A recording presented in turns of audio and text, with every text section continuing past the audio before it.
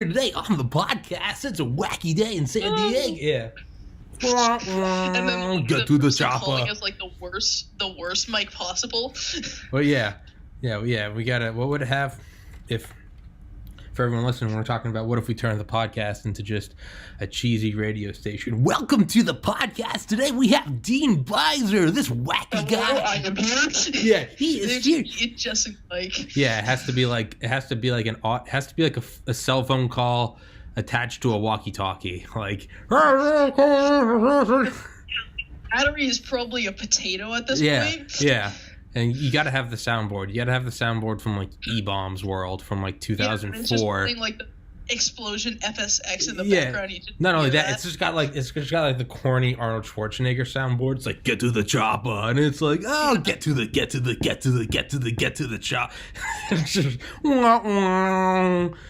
Jesus. If I ever did that, please hire the Delta Force guy to kill me. Pay him. And just be like, hey, Tommy's got to go. Kill him. He's would just fall. It would be gone. You would hit the negatives somehow. Yeah. The first podcast to ever hit negative 11 subscribers. We're not sure how it happens. We're talking to the people at Google, and it's like, yeah, we're working on it, and we really don't know. The computer's frying. The cooling system's not working. He has negative subscribers. Yeah. But, what's today? 26? 27? Today is the 27th. 27 March 2020. We are in Corona apocalypse. Oh yeah, I am in lockdown mode. That's probably why Funner History has not gotten a lot of content for me, is because online schools, it's a lot more harrowing because I've been doing a lot of work. I've been right there on the computer, but like I have to do work, so whole load of bull. Yeah. What? Yeah, but now that I have, I'm getting Friday off because I asked to. Yeah, hell yeah. And so I'm starting to make new stuff right now that I hope will be epic. It will be. Where? You don't, obviously, because there's a lot of fucking creepy people out there. I guess you're in California, correct? Yes. So how shut down is it there? Because I'm in Maryland. Where I live, no one's really caring that it's a lockdown. Everyone's out. Everyone's out and about on the streets getting stuff from stores. I mean, the stores are sold out, so we're not that like away from the whole coronavirus deal, because like every store there's nothing on the shelves. Yeah. Go to the cracker aisle to get some goldfish. What goldfish? Yeah. All their stocks are gone of every food, but there's still people on the streets on their bikes just chilling. It's not like other cities where you see it's completely abandoned. There's still people out and about. Yeah, man. I mean, I get it, because I'm like an introvert who likes to like stay home and not do anything. But even I'm starting to get like a little stir crazy. Like, because really the only thing I ever did every day is like I'd go to the gym, like, because I take classes online. I do the podcast, do Funner History. Yeah. Everything I do is online, so I just do it from home. All the content I talk about on the podcast is from audiobooks, so I don't need to go anywhere. I'm constantly listening to audiobooks. Yeah. And so that being said, the only times I ever really went anywhere would be to go to the gym, and even that, it's just a mile away. It's for an hour, but not even having that little thing in my life, I'm starting to get like a little itchy, a little like I haven't gone for a walk. I haven't gone for like walks since my grandma was still alive, and I'd go for a walk around the neighborhood with her. Like, but I'm going for walks every day because I'm starting to cabin fever. So I get it, man. The most hilarious thing that happened is before my school shut down, it was raining, pouring. There was just torn rain. It was pretty miserable. And now I look outside, there's not a cloud in the sky. It is a beautiful day. You can just take a nice walk, see all the birds. But we're all locked inside because our governor said we should be in lockdown. So I was like, why is this? Why? Yeah, there was a meme that was like before lockdown, like rainy days, and it's like after lockdown, it's just like the sun with sunglasses on, and it's just like beaming. And it's yeah, exactly. Mother Nature doesn't give a fuck. There was giant storm that swept for like maybe a week or two. It like kept on raining for a couple of weeks with an occasional day off for a nice quiet day covered by clouds. And then after that, I've just seen good day after good day. It's perfect weather. Yeah. Mother Nature doesn't give a fuck. Yeah, man. So when the quarantine ends, do you think coronavirus is going to skyrocket, or do you think it's? I mean, I think we're taking really good steps to defeating it at this point. Yeah. It's still going up, of course, but like we're fighting it pretty well. Yeah. So it's like, I think some physician said it, and he's like, you can never know if you overreacted. Like you can't know that, because if right now we're like, oh, this isn't so bad, it's like, well, it's not so bad because we hit pause on global civilization. We just like literally record scratch, like everyone go home, and everyone just went home. Cruise ships, planes, highways, March Madness, the Olympics, everyone just is literally like a World War II bombing raid blackout. Yeah. But we did it for the entire planet and not just for a night. We did it. We just did it one day. Like everyone go home, and we hit pause. We just hit pause. It's like that Discovery Channel series, like The Day Humans Disappear or something. And it's like, what if we all just vanished? I have the entire TV set of that. Yeah. That's what it's kind of like. It's like the day humans just vanish, and like. I mean, this happened once before, actually, down here in California. There's like an earthquake, a really big earthquake, like an 8 or 9 on the Richter scale that hit out in Bakersfield or something. It didn't affect us here on the coastline. Like, we probably felt a little bit of a shake, but that was it. Mm-hmm. But everyone built bunkers, took everything out of stores. It was mass panic, as everyone was like, oh God, the earthquake could destroy us. Like, people in LA were going apeshit over just the earthquake. But it's out in Bakersfield, which is, or near the Nevada border. It was like right there on the opposite side of the state. Just this really big earthquake, and it had 2 aftershocks, and then it was done. Yeah. We haven't done anything since then. But everyone started freaking out, buying like everything out of the stores, building bunkers, making protection kits, all that. Crazy. I mean, hey man, fear is profitable.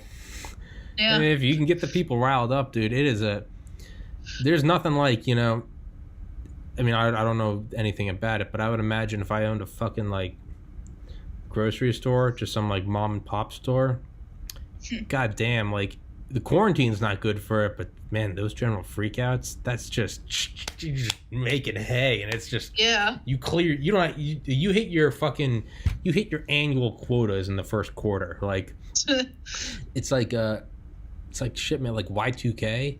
Like, oh yeah, dude, the people selling dried food, like MREs, they're probably still living off that cash. like it's, so that's one thing I've been thinking of, is like, god damn, you can make a lot of money, but at the same time, it's like, it's unique in that we've never had anything like this before, ever. There's never been a global thing where everyone just stops. Like, there's been war, there's been world wars, but not since like the other, like everything goes wrong. Like back in 1920. There's been world wars, but with that there's a physical thing. There are actual, like, houses are exploding, cities are burning down. Yeah.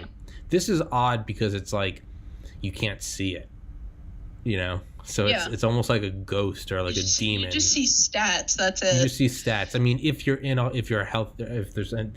there's a doctor listening or a nurse listening, they're like, you dumb fucks, what do you mean you don't see it? They see it, but just for you and me, just average us households, us average shit fucks. Sit in our houses, all we just see is just a graph as it slowly goes up. Yeah, but it's like I'm looking outside, and it's like it's not like, oh, you can see the glow on the horizon from, like, I'm probably 2 hours from DC. It's not like I can see like oh, you can see the nuclear glow, or like can't see the smoke rising from downtown. I don't see, I'm like a mile or two from society collapsing. You just see And especially for me here, everyone's still out, so it looks like just a normal day. Yeah, it's like I'm like a mile, 2 miles from the ocean. It's not like I see like, the carrier strike groups. It's not like you don't see like National Guard Humvees in the street. It's just this. Like, I'm not being someone that says like coronavirus. I do on a regular basis. Yeah, okay. I mean, before that, I'm surrounded by like 3 military bases. Dean. The Navy, the Air Force, and the Army are all here. They're all here. Yeah, they're all here. The Marines come here at the Army base to stuff as well. Yeah, but it's like, it's almost, I keep thinking of like South Park. You've seen The Day After Tomorrow, right? Yeah. That shitty movie that I love. It's kind of like have you ever seen the South Park making fun of it? It's an old one. I don't know if you've seen it. But like they're basically kind of like pretending it's happening. Dean, get off your phone. If you're on your phone, I'll break your neck. No, I'm not. It's here. See this? All right. No, it's not. All right. Beautiful. They crack it. Cracks in half. But it's like the South Park where like they pretend that it's happening, and it's like Randy and like 2 other dads, and they're like walking down Main Street, and they're like, it's 600 billion below zero. Like, oh my God, how are we gonna survive? But it's just like a sunny day in Colorado. But they're like pretending it's so bad. They're like, I'm freezing, I'm dying. And he's laying there, and he's like, I'm dying. But I keep thinking it's like the end of the world, coronavirus, COVID-19 pandemic, breaking news, Fox News alert, CNN special report. And I look outside, and it's not even exaggeration. There's literally 3 little girls on like pink tricycles.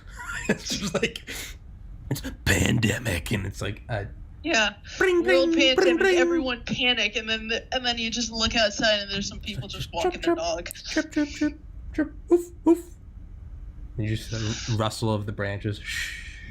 And it's like, pandemic, everyone, American shutdown, will we recover? Yeah. The mailman comes by and he's like, "How you doing?" Yeah, exactly. It's like, we're all just like, you just see everyone panicking on TV. You just look outside. There's some people just playing ball out in the school field. It's like the Bill Hicks bit. He's like, "Can someone tell me where all this bad shit's going on? Turn it on the news. War, famine, genocide, death. War, famine, genocide, death. War, showing famine." Like and then photos of people like in hospitals or in like tents and stuff, and then they're like, "Yeah, but what's happening in the actual area where I live?" Yeah, and that's what Bill Hicks just look outside. It's all fine. Yeah, that's what Bill Hicks is like. He's like, you just hear going, it's like war, famine, panic, death, genocide, nuclear war, famine, and then you look outside and it's just like, chirp, sure, buddy, chirp, chirp, chirp. Chirp. The sun's just, you see the rays just coming through the leaves. Yeah, it's like and he's like, where's all this shit happening, man? Yeah. Now, I actually went outside a little bit to take out the trash. It's nice and warm as well. You can probably go over to the beach, get some nice waves. Probably a great day to surf now. Yeah. You should walk out of your garage with like a hazmat suit on and like an astronaut like umbilical cord back to like your house. I just have like a Febreze bottle. I'm spraying wherever I step. Like before I step, I just step. Just make sure I don't touch that coronavirus on that ground. And you're just carrying around a 5-foot stick, and you just, when anyone comes near you, you're like, stop.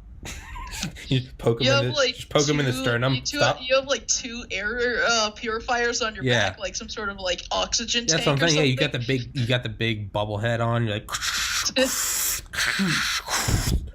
like spraying all sorts of Febreze and stuff everywhere. You got like a little red light, like siren. Yeah, exactly. Whoop, whoop, whoop. You got like those school bus stop signs. Someone comes near you and it's like, you're wearing like a full like safety vest and everything. Yeah. So you're, like neon. Bright yellow. Yeah, like in like high vis orange. Exactly. Microphone. You're like, please don't come any closer. Keep your social distance. Citizen, back up. Citizen. But then you take it to another level. It's just like, hey, Dean, I just got it. You're just like, you're like, bro. It's just someone says, you should not freak out about it. Just whack him with the stick. Everybody keep calm. It's like old school. Everyone keep calm. We can't lose our composure. setting up like a fence outside their house, like some sort of military quarantine zone or something. All right, Dad, you're on Overwatch. You got like spotlights outside. It looks like a prison, even though it's just like a nice suburban house on the inside. You're getting mom's coming back with groceries. You're doing like a full airport scan of every item. The car's coming in. You've got like the plane landing sticks. Got like an X-ray going as the car comes through, just making sure everything's like not. All right, shoes off, laptop in the bin. All right, good job, Billy. Yeah, so joke's on us. In 2 months, people are looking at this video and they're like, "Those two guys had no idea they were the next on the coronavirus death toll." Yeah, man. But so Monday I'm having on so that guy I've had on, Dan Libby. I really need to learn their ranks. Sergeant. What is it? Is it senior master sergeant? Is that SM? I have no idea how the military's ranking system goes. I need to learn these. I'm terrible with them. Yeah, because I realize I always title them. I'm just like Air Force guy. I'm like Army dude. I just know they usually start with C. So yeah. No, this one begins with S. Whatever. Oh. Dan Libby though. Yeah. He military interrogator and USAF intel. His brother, David Libby, was an Air Force historian. Not like a history major in the Air Force, but I mean or a history major focusing on the Air Force. I mean was in the United States Air Force, retired USAF, and was like a base historian. So of that base, he was the one in charge of just documenting everything, everything from keeping minutes to, the history of the base, but where did he work? But Wright-Patterson, where the goddamn aliens are. So I was talking to Dan Libby, and I was like, I always try to mix it in. I've had him on 4 times now, and normally you get 2 hours in. I'm like, all right, Dan, what do you know about the aliens? Because he had a top secret clearance, so he there's a lot of stuff he can't talk about.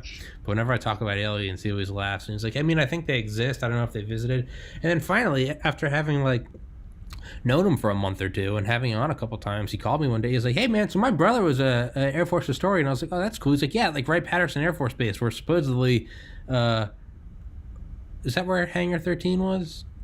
Was that Wright-Patterson, or was that... the one that they put supposedly put the S4, which was at Groom Lake. Yeah, well, supposedly they put the saucer in a hangar at Wright-Patterson. It was Hangar 13. It's in Project Blue Book. I just remembered. Apparently, even Curtis LeMay was eventually denied access when he was chairman of the Joint Chiefs. Yeah, he was denied. Yeah, he's the crazy man that wants to defeat Russia. Yeah, Curtis LeMay was a boss. He was insane. Yeah, I loved him. Bombs away, look LeMay. At some of his quotes are just good. His quotes are insane. That dude was a living caricature. Literally, walking on the flight line of B-36s, and they're all dripping fuel, and he's smoking the cigar, and someone's like, "Sir, they could light," and he looks at him and he goes, "They wouldn't dare." He's just smoking a stove, his boots soaked in jet fuel, whatever. Yeah, he's bombs away LeMay. Yeah, he described Richard M. Rhodes described LeMay's bombing fleets, his fleets of thousands of B-29s taken off from islands in the Pacific to go bomb Japan. Described them as, I don't remember if Richard M. Rhodes described them as these or Richard M. Rhodes was quoting LeMay. Regardless, he said that they were LeMay's. It was ironic because he described them as his thousands of throwing stars, but that he would throw from the outer islands into the mainland. He would throw his Japanese throwing. That is because they were all the B-29s were reflective chrome. He's like, we'll see how tough they are when I throw my 1,000 throwing stars. And it was. And then his missions over the Arctic with the B-47s, that was mad craziness. LeMay went over the Arctic?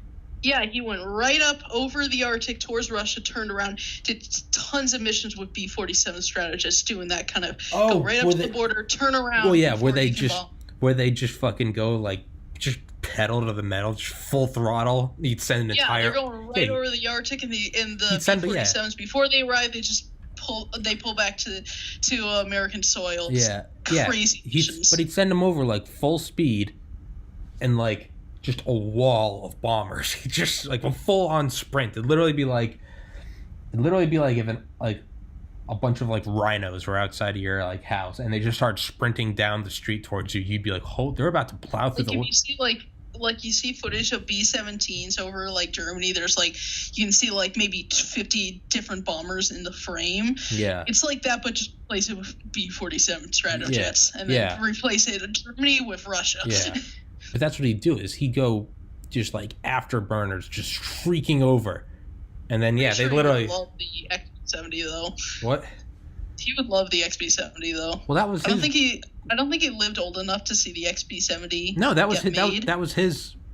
That was his baby. Oh yeah, no, he wanted something like. Mine sites are unreliable. I'll tell you that. No, he wanted something like. No, LeMay wanted something like.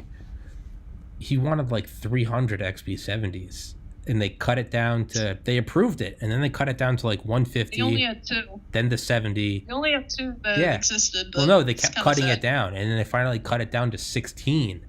And then that one crashed, and they said, okay, now they had already built 2, and 1 crashed, and so 16 was supposed to be the minimum number he would get. And he was already furious about that because it was like 1/10 of what he wanted. Yeah, it's this giant Mach 3 supersonic bomber that can like have this multi-load of payloads. Like you can probably put like missiles, bombs. Yeah. It even had those pancake air-to-air missiles for defense. Oh yeah, you posted those. The it's called like Pi Wacket. I was on a website that Pi Wacket. I was on a website that like looks at like alternate history planes, and then there was this photo of the XB-70 just releasing these pancakes looking missiles. I'm like, what the hell is this? Yeah. So I looked up and I'm like, so it actually was going to turn into a space shuttle kind of program or something. There, like a person would go up into space in this pancake-looking spacecraft, but like there's also the thing of a missile. The smaller shrunk it down, and they decided, hey, why don't we just shove it in the XB-70? So, boom, it almost existed. Yeah, they were like mini flying saucers. Yeah, the name was something weird. It was literally like, I mean, I'm butchering it, but I pronounced it was like Pi Wacket or something. I remember reading it, and I was like, what the? No, it was the Pi Wacket. Pi Wacket. It was just such a weird fucking name. It was P-Y-E Wacket. It's W-A-C-E, W-A-C-K. It's pretty simple, but Pi, what the heck did they spell that? Yeah. Y-E what? Yeah, I guess, fucking fucking mad lad. It tastes as bad as you expect. Yeah, why would you do that? I ran out of cranberry juice like halfway through the bottle, so I just grabbed the apple and just dumped it in. I'm like, I make cranberry apple juice. Improvise, adapt. Exactly. Yeah, man. LeMay wanted a whole army of XB-70s because his whole thing was just the ability to strike. He said it all came down to how fast you could.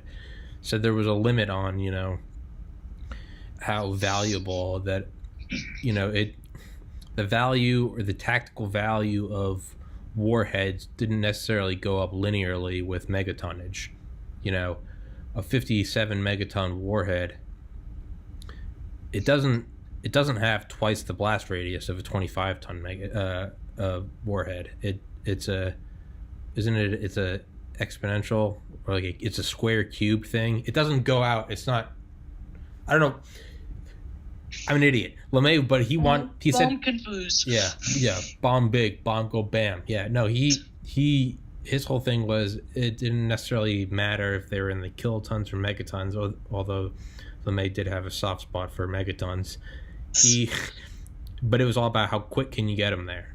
That's all it was. It doesn't matter what you have if you can't get it there quickly. So, I mean, because Operation Chrome Dome was under LeMay, right? I I don't even know. I think it was just all the Air Force decided we need to keep these bombers up in the air. I don't know. Everything I've read is just says the Air Force decided, not like a specific person. So yeah, no, LeMay was fucking insane. I love LeMay. Yeah. You know the Air Force. Also, MacArthur Douglas, real crazy man. Oh yeah, Douglas was fucking insane.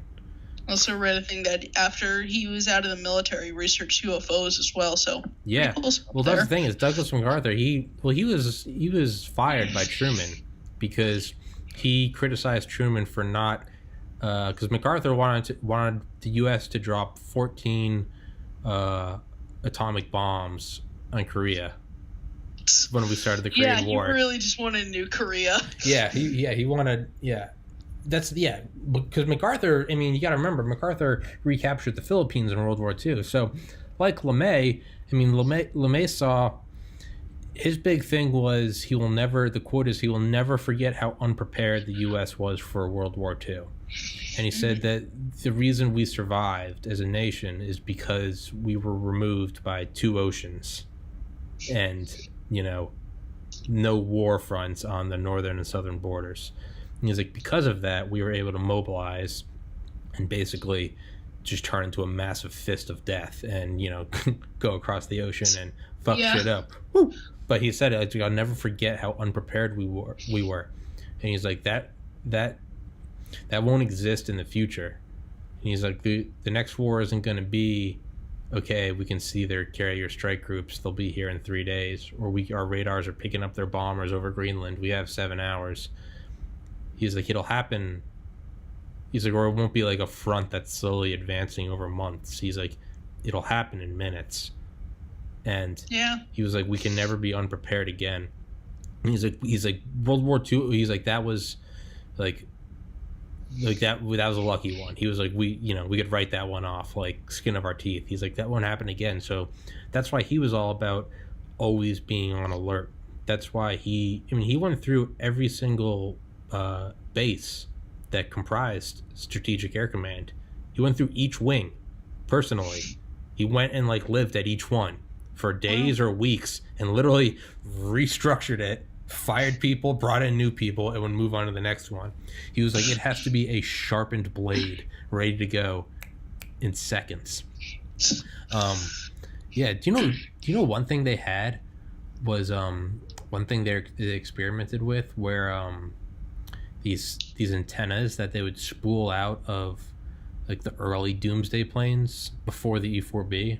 It was I think it was under Nixon, or maybe it was under Carter, but they had these they were called looking glass, and they would go up and they had these antennas that were just these long cables, and they were ELF, extremely low frequency, and that's how we could contact our nuclear submarine fleets, because the wavelengths of these were in miles, and they could literally just they could go through the earth, they could go through mountains, they didn't get blocked by anything. But the thing is the radars had to be huge. There was an array in Maine, but it was something like 2,000 by 2,000 feet, and it was so big you couldn't even stand it up, so it was just in a field. But what we wanted because with these you could contact, if you could contact submarines, you could contact everything. And so our biggest worry was, what about a decapitation strike, where we can have all these nukes, all these missiles, all these bombers, but what if they wipe us out and they're all just sitting there on the runway and we can't launch them? So with this early doomsday plane, what they had was this big cable, and I shit you not, it was 5 miles long. It was 25,000 feet long. It was just a cable. And what they would do is they'd go up to 40,000 feet, and they said it was on enormous spools. And it wasn't a 747. It might have been what was the Starlifter? I think it might have been that. Oh, the Starlifter. No, they're not. I don't think Starlifters were used for electronic warfare. I don't know. There weren't a lot of these. There was 2 cargo planes. Well, there were whatever this plane was. There was only 2 of them, so they were specialized. They bought planes. No, it's definitely not the C-141, because that's a mass-produced plane. Okay. Well, no. They used a mass-produced plane, but they specialized it. It's it's like the 747 with the laser on it. Like we didn't YAL1. we didn't mass produce like laser 747s. We mass produced 747 and we retrofitted one. Yeah, so, exactly. Like, so what the Looking Glass was is, I don't remember what plane it was, but it was a mass produced plane. It was just, we highly specialized in where we gutted everything. There was like the pilots, there's the communication, and then there was like the, I guess whatever their special position was, that they were in the bottom of it, and they would spool out this cable that was 5 miles long, and they would drag it out in a straight line, or as straight as you can get, just, because they're going 500 miles an hour, and then they would start doing a 360 bank, and they would just spin, and that's how they coiled it up, and then they would maintain that bank, so the entire thing, so this big coil about a mile in diameter would be turning in the air, and they could use that to contact nuclear submarines. And because that wasn't a mobile, or that wasn't a stationary antenna that could be targeted by a nuke. This was a plane that could at any point spool it back up, pull it back in, and then go off the radar. And it could, if it is an E4 Sentry, if it was an E4 Sentry that was used, then that would make sense, because those things are supposed to resist nuclear weapons. Yeah. They're like EMP proof and such. Well, no, this was one of the early ones that was EMP proof. It had a Faraday cage around the whole plane. They said even the windows, if you looked at the windows, you could see the crisscrossing of copper wires. Because it probably was the E4 Sentry, because I think that was I think that in the VC-25, which is just a modified E4 Sentry for the President, were like the only planes that were really nuclear proof. Yeah. With EMP proof. Like, you could drop an EMP on that plane would still be flying. Yeah, it would be fine. That's what was so insane about it, is not only that, but so with Chrome Dome, where they kept those planes flying 24/7, 24 hours, just turning them out. Just you land, or you take off, then you land. But another thing they had was with these radar planes, and they were the Looking Glass. I think, sorry, there were 3 planes, I believe, or there might have been 4 for redundancy. There was 4 planes, but there were 3 shifts. You take off at noon. No, sorry, you take off at midnight, 8 a.m. and 4 p.m. And they kept these going for something insane. It was like 35 years. So like, we know about Chrome Dome, but what we didn't know about was these the Looking Glass, and these were the ones with the long spool antennas. And so what they could do with these is they tested them out. I forget where they tested them. It was one of the Air Force bases. It might have been Vandenberg. But what they could do with these is they had special access. They had special launch codes. And what they could do with these antennas was they could launch the Minutemen out of their silos without any input from the silo operators. Man. Well, the idea was what if they were killed? Like, what if sabotage? What if Spetsnaz went down there and killed them? Like, so what this wanted to do is it would just be able to fly up and down the coast. It could go into the Great Plains, and what it would do is they would know where all the silos were, and they could fly over a bundle of them. They could do their loop, and then beep, and but they tested it and it worked. They could go over with their huge coil, and they could actually remotely launch the Minutemen missiles without any input from the silos. And these guys were, these guys had even more I guess safety precautions than having nukes, because they had nuke codes. So it was like there was like a safe within a safe that had like the ability to unleash the spool and start launching. And it was like 2 guys with keys had to like unlock it at the same time. Yeah, the partner key switch. Yeah, but what they always had that for the nuclear stuff. But what this had is it also had I think the safe was like electronically closed, and that was so if at any point if it lost power for more than 1.7 seconds, there was a charge inside, and it would destroy the mechanism, and that was to protect against sabotage or a crash. So so it was not only did you have to have double keys, it was a safe within a safe, and if it lost power for 1.7 seconds or more, there was like a C4 shaped charge inside that would just tear through the thing with like molten tungsten or something. Yeah, they're fucking psychopaths. It was awesome. But yeah, that would probably be a good view from the airplane, because imagine you're just sitting there up in the airplane, you've already launched the missiles, and then you just see them go right up past you. I know. Those missiles come up from below you, and then they're above you. Yeah, and they're like 100 feet tall. They're insane. But yeah, that's what LeMay had. He's like, it's not enough that we have submarines, missiles, and bombers. It was, we have to be able to launch all of them, even if everyone else is dead. And then the other thing is he created ERCS, ERBMs, emergency radio ballistic missiles. And what it was is somewhere in the middle of America, there were 4 silos with 4 Minutemen missiles, and they took the warheads out of them. What are you smiling at, Dean? I know what you're going to say, and you're going to say those things could make the missiles launch from a missile. Yeah. And they had radio systems inside of them.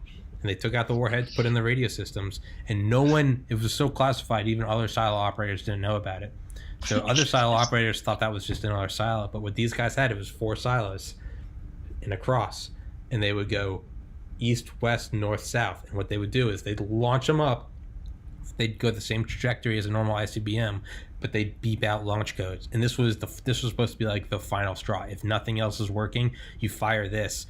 It would go across the entire United States, just activating every silo as they went, activating the nuclear subs too. I mean, it's like those like lead planes back in World War II. Like you see those B-24s with the crazy colors. Those because they would like lead the bomber formations before they head off and head back to base. Yeah, kind of reminds me of those. It would just be the lead planes to the start of the mission. They would be a different modified plane, not really meant for combat, but then it would tell all the rest of the combat-equipped bombers, this is where you go. This is where you go. Fuck this shit up. Bombs away. But yeah, that's what these missiles would do. And he had other things too. He set up something called the Green Pine Network, and it was from Greenland to Alaska. And it were these like fortified radio stations, and apparently it was a form of radio that I think is still classified, because it wasn't that they were EMP hardened, it was that they couldn't be affected by EMP. I don't know how the fuck you pull that off. It wasn't hardened, it wasn't protected against EMP, it was not affected by EMP. Probably was underground then. Yeah, so that was the Green Pine Network. So yeah, we had the Looking Glass, we had the ERCS, ERBM, I can't pronounce it, the Green Pine Network. LeMay was fucking, he did not give a shit. I went to the Nike missile site over in San Francisco and the Titan missile site in Tucson, Arizona. Oh, yeah? Those things have a lot of security measures just for the regular silo that that would be firing regularly. That thing has a lot of precautions and such. There is so much stuff just to make sure it does not sabotage, the missile doesn't fire early, all that stuff. So that's just a regular missile silo, no special planes flying overhead or missiles guiding them. It's just a regular silo. It has so much security to make sure it doesn't do anything that the person's launching the missile wants. Yeah. Did you ever there's like a YouTube, I'm trying to get comfortable. I'm not comfortable doing that. There's like a YouTube video called like the Silent Sentinels. It's like but it's these guys that it's the guys that protect silos, and it's just like they talk about it and they're like it's like the most boring but most like paranoid job there is. Yeah, they would give them a specific amount of time to give the right code at like 5 different stations. So there'd be the entrance, there would be something before you enter the bunker, there'd be something down by the door, and there's something when you get to the actual firing area. You have to answer those 4 like things in like 5 minutes or something, and if not, the guard is going to come up and beat your ass. Yeah. Well, no, not only. Well, a lot of them there was also, I mean, the guys in the silos, they were both armed, and it was if anyone comes in, if anyone comes in while you're on shift, it's shoot to kill. And not only that, going down into like one of the barriers, it was you went in, you had to be like, beeped in through like a camera, and then once you got in, there's almost like a little printer, and this is from Command and Control by Eric Schlosser. It's an awesome book. It's insane. It would like maybe it wasn't a printer, maybe it was just like a little slot, and like your code for the door would come out. It was a one-time code, and then next to the code where you typed it in was a little metal trash can, in a book of matches, and you're supposed to Yeah, take the exactly. paper That's and you're also supposed what to light it happened and at the burn it. Titan site. Yeah. There was like a ashtray, so you'd have this code, light it, you use it, light it, put it away, get to the next thing in like this specific amount of time. Yeah. One-time code. You can never use it again. I was like, that is a lot of security just to get inside to the missile silo. I mean, it makes sense though, because you got to think, if you can get access to one silo and you can manage to fire off a nuke, you're not just firing off a nuke, you're causing World War III. Yeah, because exactly. if you fire them, every other country fires them, and if they fire them, we're gonna fire ours. So it's really access to one nuke is access to thousands of nukes, in a sense. Exactly. Yeah. Yeah, and on top of all of that, LeMay wanted the XB-70. He was like, not only that, I want something that can do a Mach 3 sprint. He also wants the bombers, so we can also just drop more nukes. Yeah. Apparently, like, they didn't think, because all the other Air Force generals didn't like the missile, because they were classic Air Force. It was, we got these big, beautiful bombers, like, they were attached to them in a sense. Now they're outdated because these missiles can fly there in like 30 seconds. Yeah. Meanwhile, our bombers are going slow as hell. Yeah. I mean, the ICBMs would top out at Mach 23. Like. Yeah, they're going to space and coming back down. They're gonna 30 minutes. A pretty quick system. Yeah. And the bombers, they're traveling like maybe like close to Mach 1. They're just big, slow bombers. They arrive in Russian airspace in 6 hours. Yeah. And they got to get refueled. They have people in them that need to eat. They have people, and they got to be taken off and maintained. These missiles, I mean, those things, they could take direct hits, and they're in silos underground. It doesn't matter what's going on above ground. But apparently all the other, like, Air Force generals, like, weren't a fan of it. Because, they were, like, I guess more sentimental towards the bombers. A lot of them had flown in World War II in Korea. But apparently LeMay, like, didn't give a fuck. Like, LeMay was like, oh, beautiful. Apparently LeMay even, like, used to write about them poetically in his, like, journal. He literally is like daydream. Who hasn't? Like, yeah. I mean, who hasn't? I definitely don't have a journal of poems all about all the beautiful aircraft in the United States Air Force. Flag behind me. Yeah. But no, apparently LeMay used to write about them, and he'd be like those big shiny nuclear weapons clinging to the belly of a B-36, like a baby clinging to, or like a baby like orangutan clinging to the belly of its mother, flying over the oceans, like twinkling in the starlight, and then they drop those, and with the concentrated power of a star, would come down onto Earth, and they'd bruise the continents and blind the stars. LeMay literally used to just like doodle about, like, LeMay just had a relationship with the bombers, probably. Literally, it's like middle school, like, doodling like your crush's name. LeMay was like ICBMs with like a heart over the eye. I heart my Valkyrie. Yeah, I heart CBMs. Yeah. You enter inside his room. There's just posters everywhere. Like, it's like boy bands, but instead it's just like nuclear warheads. It's like all different types of bombers. Yeah. Got body pillows with an XB-70. Yeah, he's got an XB-70 waifu. Just like, exactly. He's just got stacks of anime. Oh no! I mean, I've seen some animes that have tanks in it, so I mean, it's not out of that. And boats, navy ships. There's plenty of anime that involves itself in military aspects. But like, I've not seen anything that had any sort of aircraft in it, sadly. Man, I'd love to get like one of those World War II bombers with like the women painted on the sides, but it's just like LeMay. It's like LeMay, with like eating like an ice cream cone or something, like something. I mean, you probably can if you just like. I'm pretty sure a lot of painters can do that stuff still. I would love to do that. When the podcast gets a studio one day, I want to get like an actual piece of like a B-29, just some big like chrome metal plate, and I want to get the air museum down here. They actually sell pieces of bomber planes that have pinups painted on them. So I mean, probably make one. They're pretty simple to make. Yeah. Whenever this place gets whenever this podcast grows enough to get a studio, that's what I'm going to get. I want to get a chrome plate, and I want to get some artist, just commission like an artist to actually do like a 1942 art style, but I want like LeMay in like a bikini. like straddling like a Titan II or something, or like a Redstone rocket. But yeah, MacArthur let, or another LeMay quote was about Vietnam. Like, you can tell how fucking like no fucks this guy was, because he said, like, without blinking on like an interview, he was like, we seem to have a phobia about hydrogen bombs. Everyone else in the world was like, yeah, we do. But LeMay was like, he said that about Vietnam. He's like, we seem to have a phobia about using hydrogen bombs, because he wanted to detonate them in Vietnam. He was like, one or two of these fuckers, he's like, you could light the whole country on fire. It's all jungle. He's just he's like, once they actually do this mission, he's sitting in a movie theater of like live cam from the plane with popcorn, just like, sure it's gonna be a great view. I'm sure he is. Yeah, he's probably, yeah. But I've got like an entire movie theater just set up, so if one of those mission goes, he's just sitting there eating popcorn and be like, do the stuff, drop the nuke. It's like the Michael Jackson gif. He's just like, yeah, like the bomb goes, he just cheers. He's like the only one in that theater, but like he's like cheering his heart out.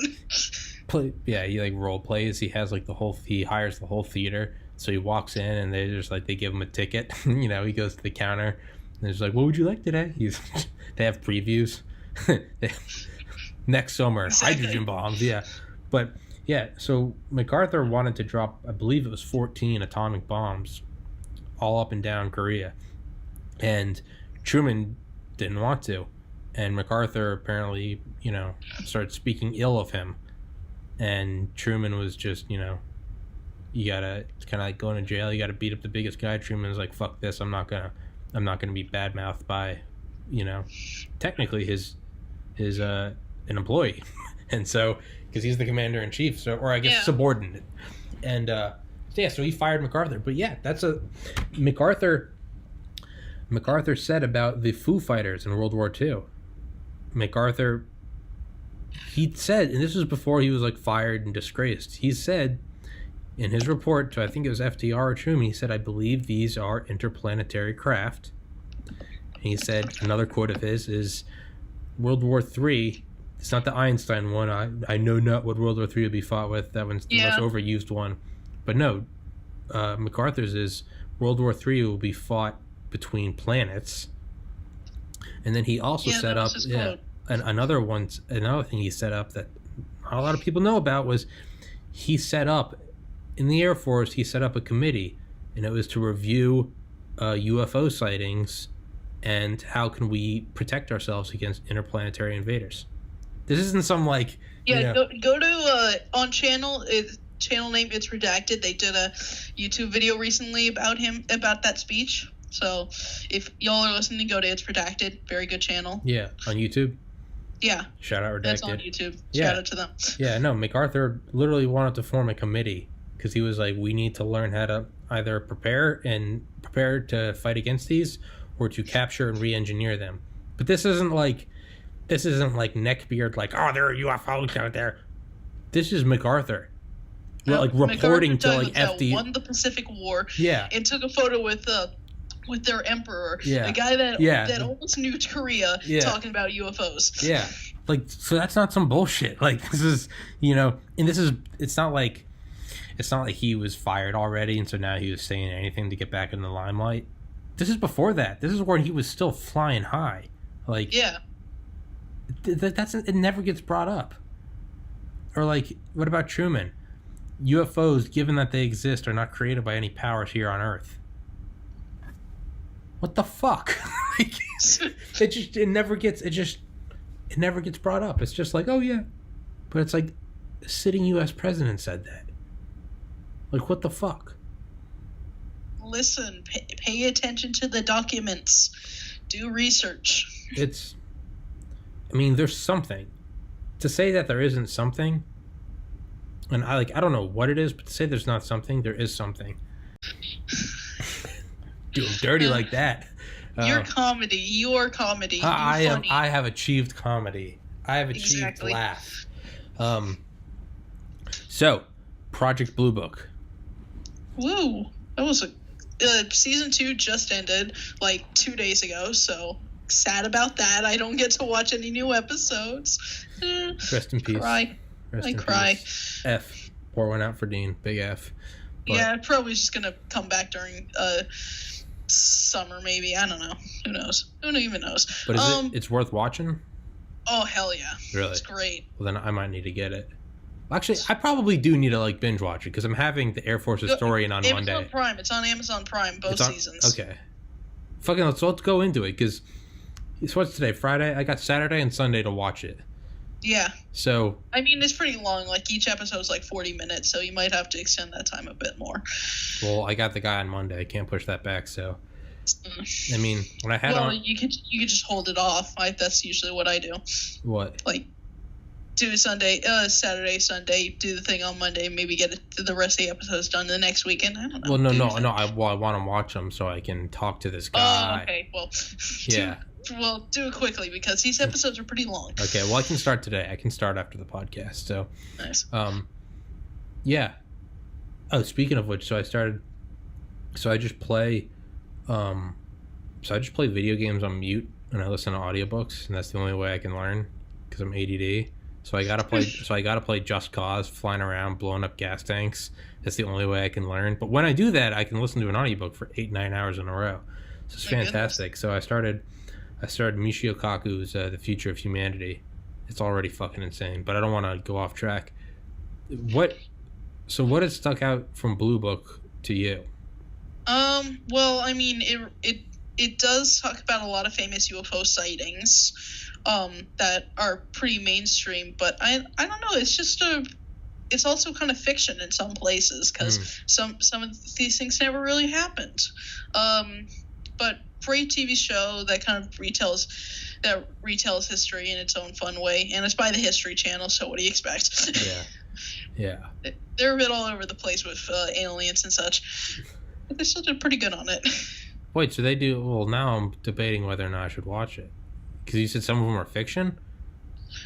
I mean, like, the UFO things, they're all real. It's just, like, what happens not during when they're researching about UFOs. That's all fiction. Oh, yeah, like backstory, like the human story. Well, there's Russians, and those Russians probably didn't exist at that time, so... I mean, they're probably making some things up here and there, like, just to, elaborate things, because probably the files aren't that big, because they're probably all classified. Yeah. Because it's Air Force. Yeah. So they're probably having to make some things up so they can at least get a big story going. But most of it is pretty truthful. Yeah.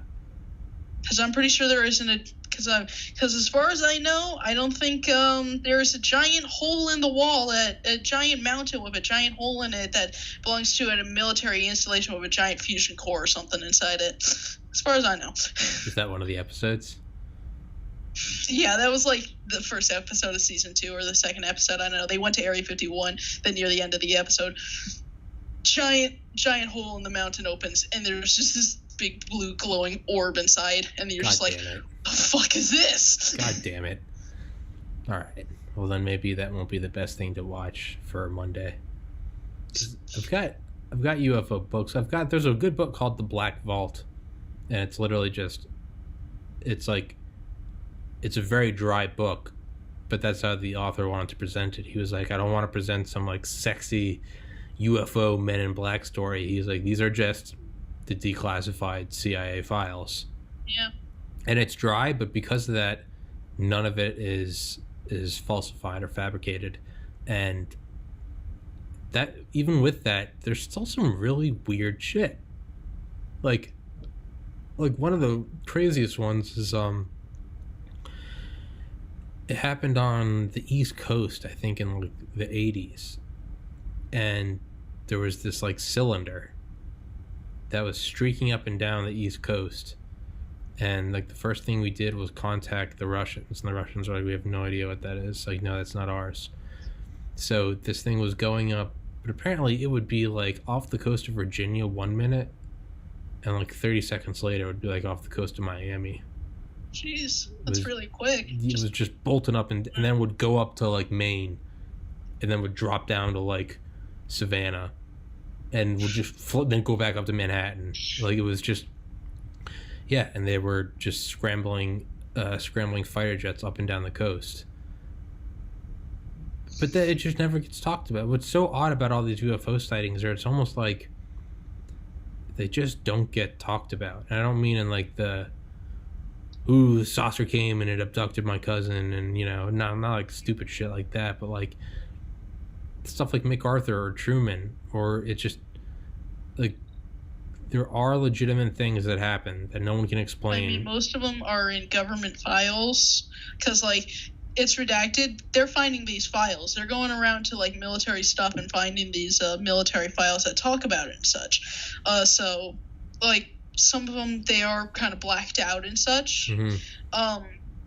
I guess kind of in like people, they don't really go around searching for information. That's probably why they don't get talked around so much, because they're just talking about UFOs.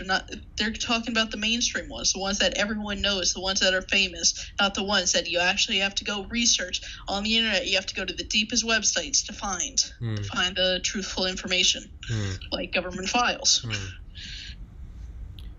Yeah, man. Do you think Trump's ever going to do anything with UFO files?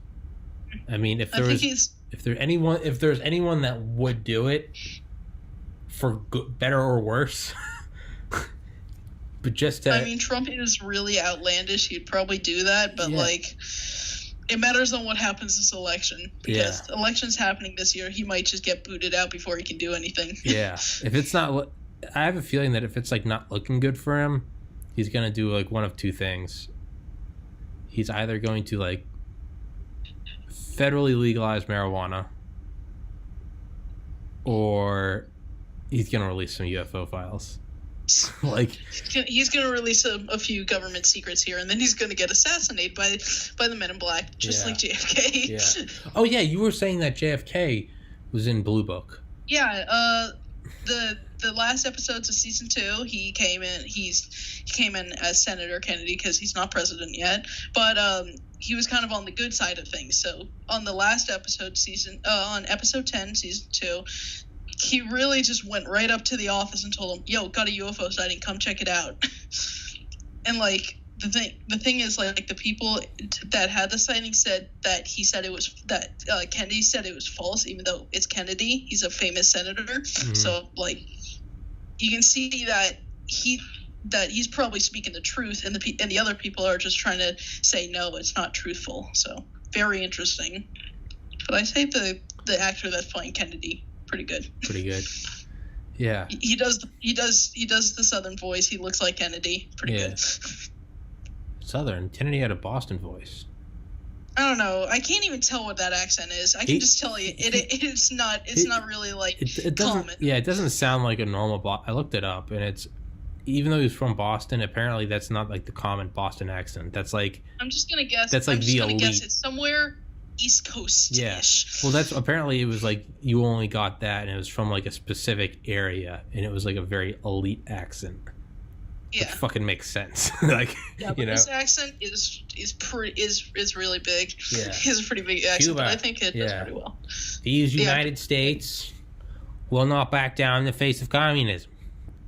And then, therefore, with our great men and women of these times and this nation, not for one man. Yeah, man. Do you think Kennedy was actually prying around, putting his nose into UFO files? Do you think that's why he got iced? Or do you think it was because he didn't want Vietnam to go forward? A lot of people are believing that, of course, it was some Middle East guy because of his presidency. It was kind of Middle East guy? I don't know what my aunt was saying. I was mostly not paying attention, but she was saying I talked to my aunt. She's also kind of a believer in myth stuff, so she like researches about dreams and all that, kind of just investigates in the weird. She read she listened to a podcast that talked about the guy that assassinated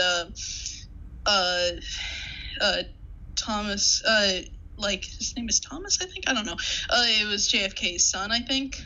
The guy that assassinated him over the a hotel.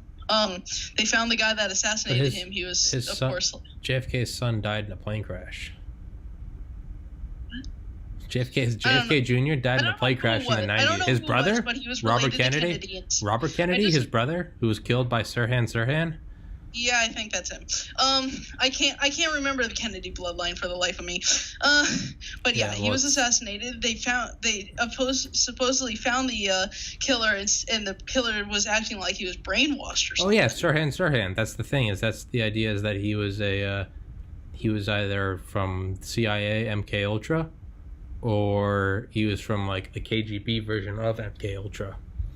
Because yeah. So I mean, the main thing is that because of his president, some like terrorists from Middle East decided to assassinate him because of his presidency. But like the serious theory is JFK was really trying to go out for the secret stuff, because I mean, he was the one that wanted to go to the moon. He's the one that was really looking at the space program. He probably knows something. You gotta know something, yeah. I mean, like, if you look at the presidencies, not much of them were as like really ambitious going forward with any rockets as JFK was. He was the one that was looking at all the missile launches. He was the one that looking at all this. He was out there just doing stuff. Yeah, and, he was constantly watching missile launches. He was the first president to watch like submarine launched missiles. Yeah, he probably went to a couple of nuclear test sites to see some of the bomb blasts. Yeah. So it makes sense if he'd probably research into the mysterious government files that they keep from the president, like UFOs, for example. Like what? UFOs. Yeah. Area 51, all that. No one was really, it's like openly pro-human and pro-peace as Kennedy. Like one of his quotes is like, we like must move towards a peace, and not a temporary peace, but a peace for all time, and not a peace for Americans, but a peace for men of all kind. He's like, the kind of peace that lasts forever, the kind of peace that leads to utopia. But that's not profitable. So Kennedy got a lobotomy in his Cadillac. But yeah, man, I don't know. It's definitely an alluring idea to think that Kennedy was looking into UFOs. I like Stephen Greer's take on it, and you know, everyone has their opinion on Stephen Greer, and I'm not trying to say whether or not he's legitimate or genuine, but I do like his take on it, and I think it's probably the most convincing take. And it's, you know, like the first idea is like, are there UFOs? Okay, like whatever. The second take is, what if there are, why would the government withhold it? And it's, you know, because the people would freak out. But I think as time goes on, and you know, most people think that there's other life in the universe, and we're sending probes to different planets, and like, I don't think that's a viable explanation anymore for why would the government hold it back, because the people can't handle it. I think it'd be like coronavirus. It would be crazy for like the first week or two, and then everyone would, you know, they'd eventually want to go back to their jobs. They'd eventually, coronavirus, end of the world, and eventually people are like, I want to go to a football game. Like, you just eventually you don't give a shit. You're back to normal. Exactly. So I don't think that's a viable explanation for why the government withholds it. Stephen Greer's take on it is, the government would withhold information about UFOs and alien contact because if there are UFOs and alien contact, that means that obviously they are on Earth, you know, recovered craft. If they are on Earth, they obviously traveled to Earth. If they travel to Earth, the nearest star is 4.3 light years away. That means that they have the propulsion. It's not the propulsion source, or the propulsion method doesn't even matter. What does matter is they have the energy source to fire whatever propulsion to get here in a timely manner. Mm-hmm. So if that is the case, then that means that they have a vastly advanced energy source. And the global dollar, gold doesn't matter as much as the petrodollar does. It's backed by oil. If you control oil, if you control all the reserves, you have the world by the balls. Nothing happens without you saying so, if you control the oil. So if there's all of a sudden this source of whatever they run off of, maybe nuclear fusion, Stephen Greer says they run off 0-point energy, which is even more efficient than nuclear fusion. They could be modifying gravity in ways. Yes, it would. So the real reason that they're holding it back isn't because they don't think that we can handle it or society will collapse. No, it's because that would have to you would have to admit or acknowledge the existence and ownership of an insanely advanced energy source, which would completely wash away their ace up their sleeve, which is they hold the world by the balls because they have the oil, they have control of the oil. If you surrender control of the oil, you know, what's the golden rule? He who has the gold makes the rule, right? Yeah. So if all of a sudden the world's not dependent on the petrodollar, if there's some fucking alien reactor that, you know, it can run on a pellet of hydrogen the size of a BB and it can power the earth for 1,000 years. Eons. But then why would anyone, you know, all of a sudden that global, that power source, that control of the earth, of literal and figurative power, that goes away all of a sudden. It's like if there's 10 of us on an island and you're the only one with a gun, and a message on a bottle washes up on shore, and it's existence of another island of people. You're not withholding it because you don't think that we can handle the information. It's because maybe that thing came here on a rocket launcher. Yeah. And what the existence of that bottle means is that a rocket launcher exists. And if a rocket launcher exists and the technology exists to it, well, then why the fuck would we listen to you, the only guy with a gun, if we can all have a rocket launcher? Yeah, exactly. So I think that is the most compelling point. It gives credence to the existence of it. The U.S. is greedy. Yeah. Well, it's just the global elite, whoever's in charge. So there's a power source that would negate their fucking vice grip on the global testicles, if that makes sense. Yeah. Yeah. I don't know.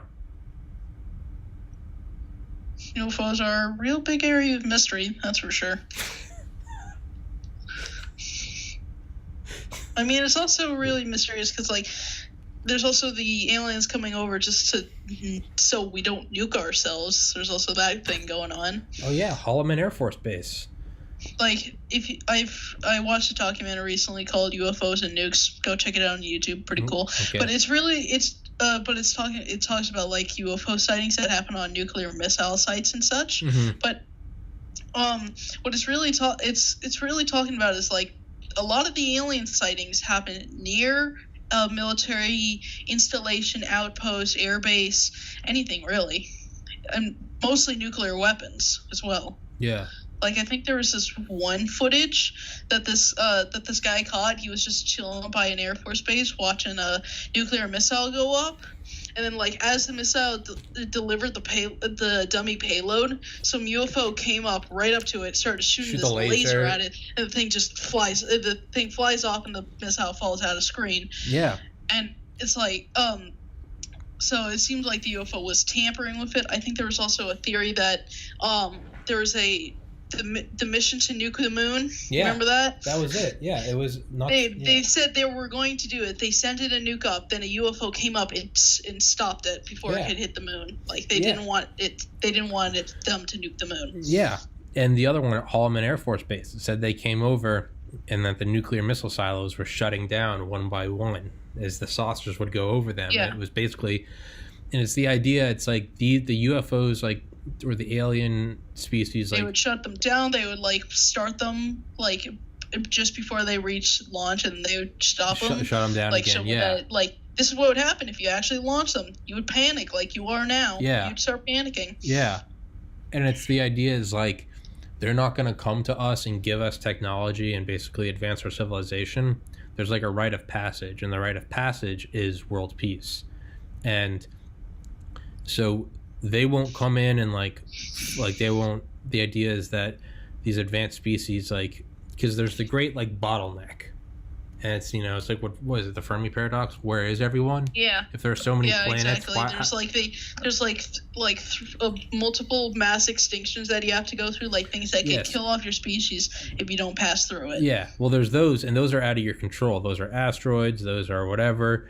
But black then holes, but then like the final one is the nuclear bottleneck, and it's eventually your species will discover nuclear power, and either the ability to power peaceful things, or the ability to vaporize each other and irradiate your planet for the next 100,000 years, and that's the great bottleneck. And the idea is that to become a multi-planet spacefaring species amongst the stars, the only way you can do so is the only ones that ever survive are the ones that manage to create a global community and stop fighting, because it's not that we all need each other's help to travel amongst the stars so much as that if you can get to space and then use space to nuke each other, you're going to wipe out everyone, mutual assured destruction, and therefore you're never going to exist as a species to discover new shit, go out amongst the stars.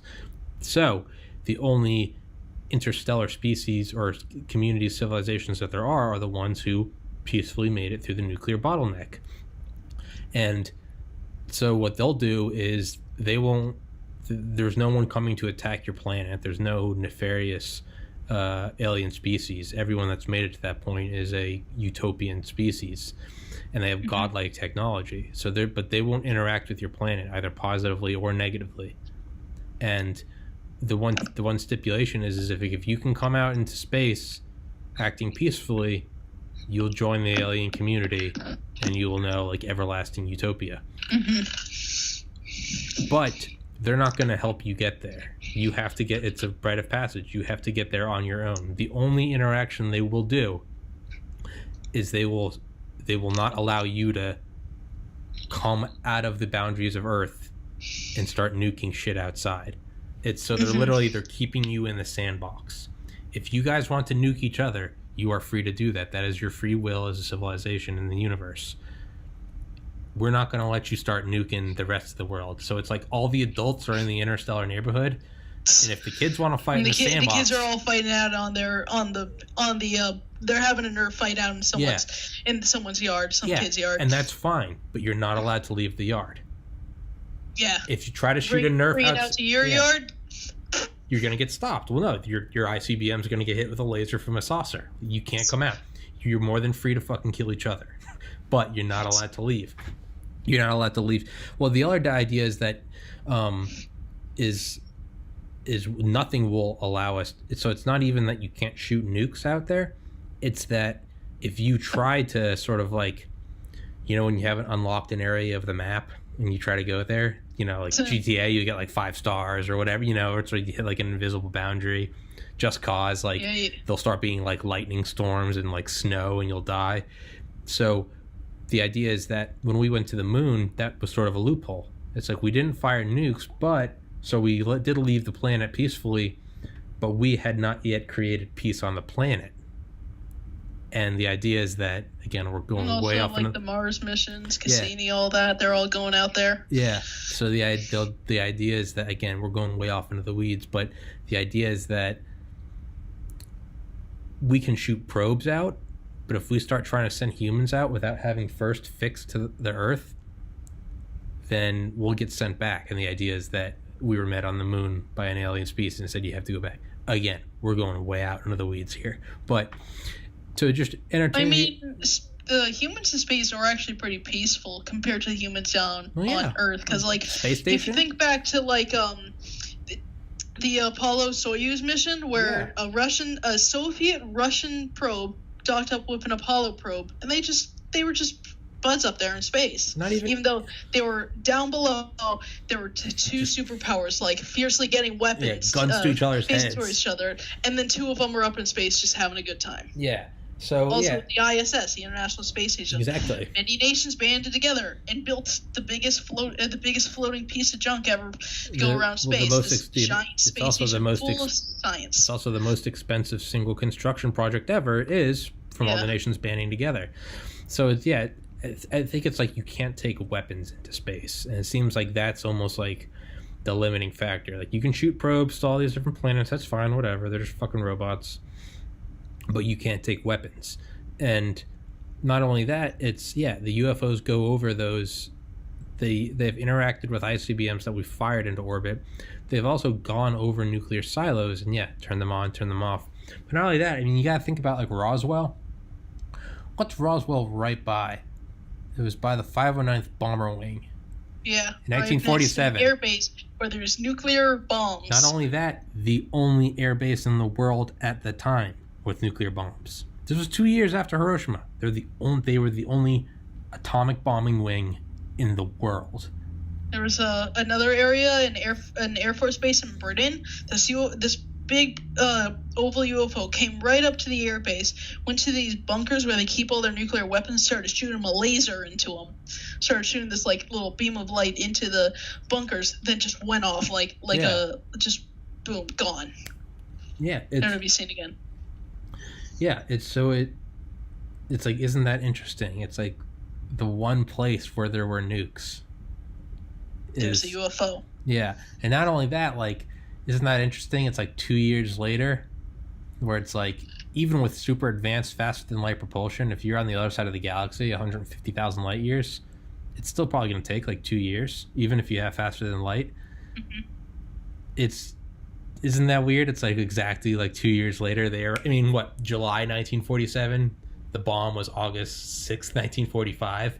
Yeah. It's like the bomb went off, and it was literally like detected 2 years later. They're here, and they're like, "What's going on?" and where did the saucers go? I sense nuclear weapons were deployed on someone else's soil. Yeah, but not only that. I mean, think about it. I mean, they probably could have seen the nuclear flash. I mean, I'm sure we could detect a nuclear flash on another planet. You know, if you're advanced enough, you could detect that flash, that light source, that light signature. And not only that, it's not even like they went to Hiroshima. Where was the first nuclear bomb? Alamogordo, New Mexico. Trinity. The Trinity test out there in Albuquerque, New Mexico.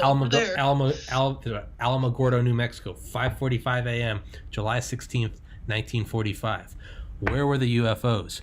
Roswell, July 1947. Like in New Mexico. Ooh, yeah. Like, I mean, if I shoot off a fucking illegally large firework at my house, and 2 hours later, there's a black SUV, and it happens to be at my house, and maybe the ATF, I mean, you don't need two brain cells to go, they might have come from where the explosion came from, right? Yeah. I mean, I'm looking that up. Dean, keep talking. Okay. Yeah, so I've seen the UFOs and nukes talks about like the UFOs coming in, even for the Project Blue Book, they even talk about why are all these UFOs come checking out military things. Like, I think half the episodes have something to do with militaries, like Russian bomber, there's a Russian bomber that had almost nuclear bombs in them. Mm-hmm. I'm not trying to drop too many spoilers here because I don't know how much people is out there have seen Project Blue Book, but yeah, big nuclear bomber. There's one of a joint U.S. Like NATO naval operation main bridge or something it's called, going up all the way up to Russia with like battleships and aircraft carriers, all that. There's some other ones like Area 51. There's some out there. All that. They all have something to relate with the military in some ways. And like the ones that don't, they were explained by something really easily. Like something mundane. There was the Lubbock Lights, this big triangular looking UFO that's before the Phoenix Lights came over this town of Lubbock. And then a bit later, they find out that was the YB-49 with some weird lights. Oh, really? Yeah. Yeah. So I don't know. They go to Area 51. They find a hangar with all these experimental planes like the XB-15, the YB-49, the Convair Pogo jump jet. And then they look at the YB-49. All the lights match the Lubbock Lights, and they're like, "Oh, there's our explanation." Yeah. So the things that they explained, that was not near military. The things they haven't explained, that was all that was all near military stuff, like UFO intercepting a T-6 Texan, all that was military. It's very interesting. Yeah. So the Trinity nuclear test, Alamogordo, New Mexico, 5:29 a.m., July 16th, 1945. UFO incident, July 8th, 1947, Roswell, New Mexico. I mean, July 8th, July 16th. How far are Roswell and Albuquerque from me? I'll look it up. Yeah, switch it up. Roswell to Alamogordo.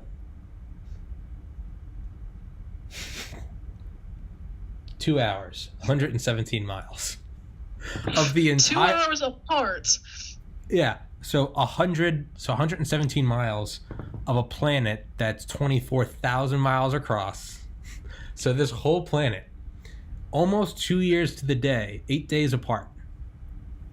And 117 miles. 2 hours mile difference, and then there's this UFO sighting.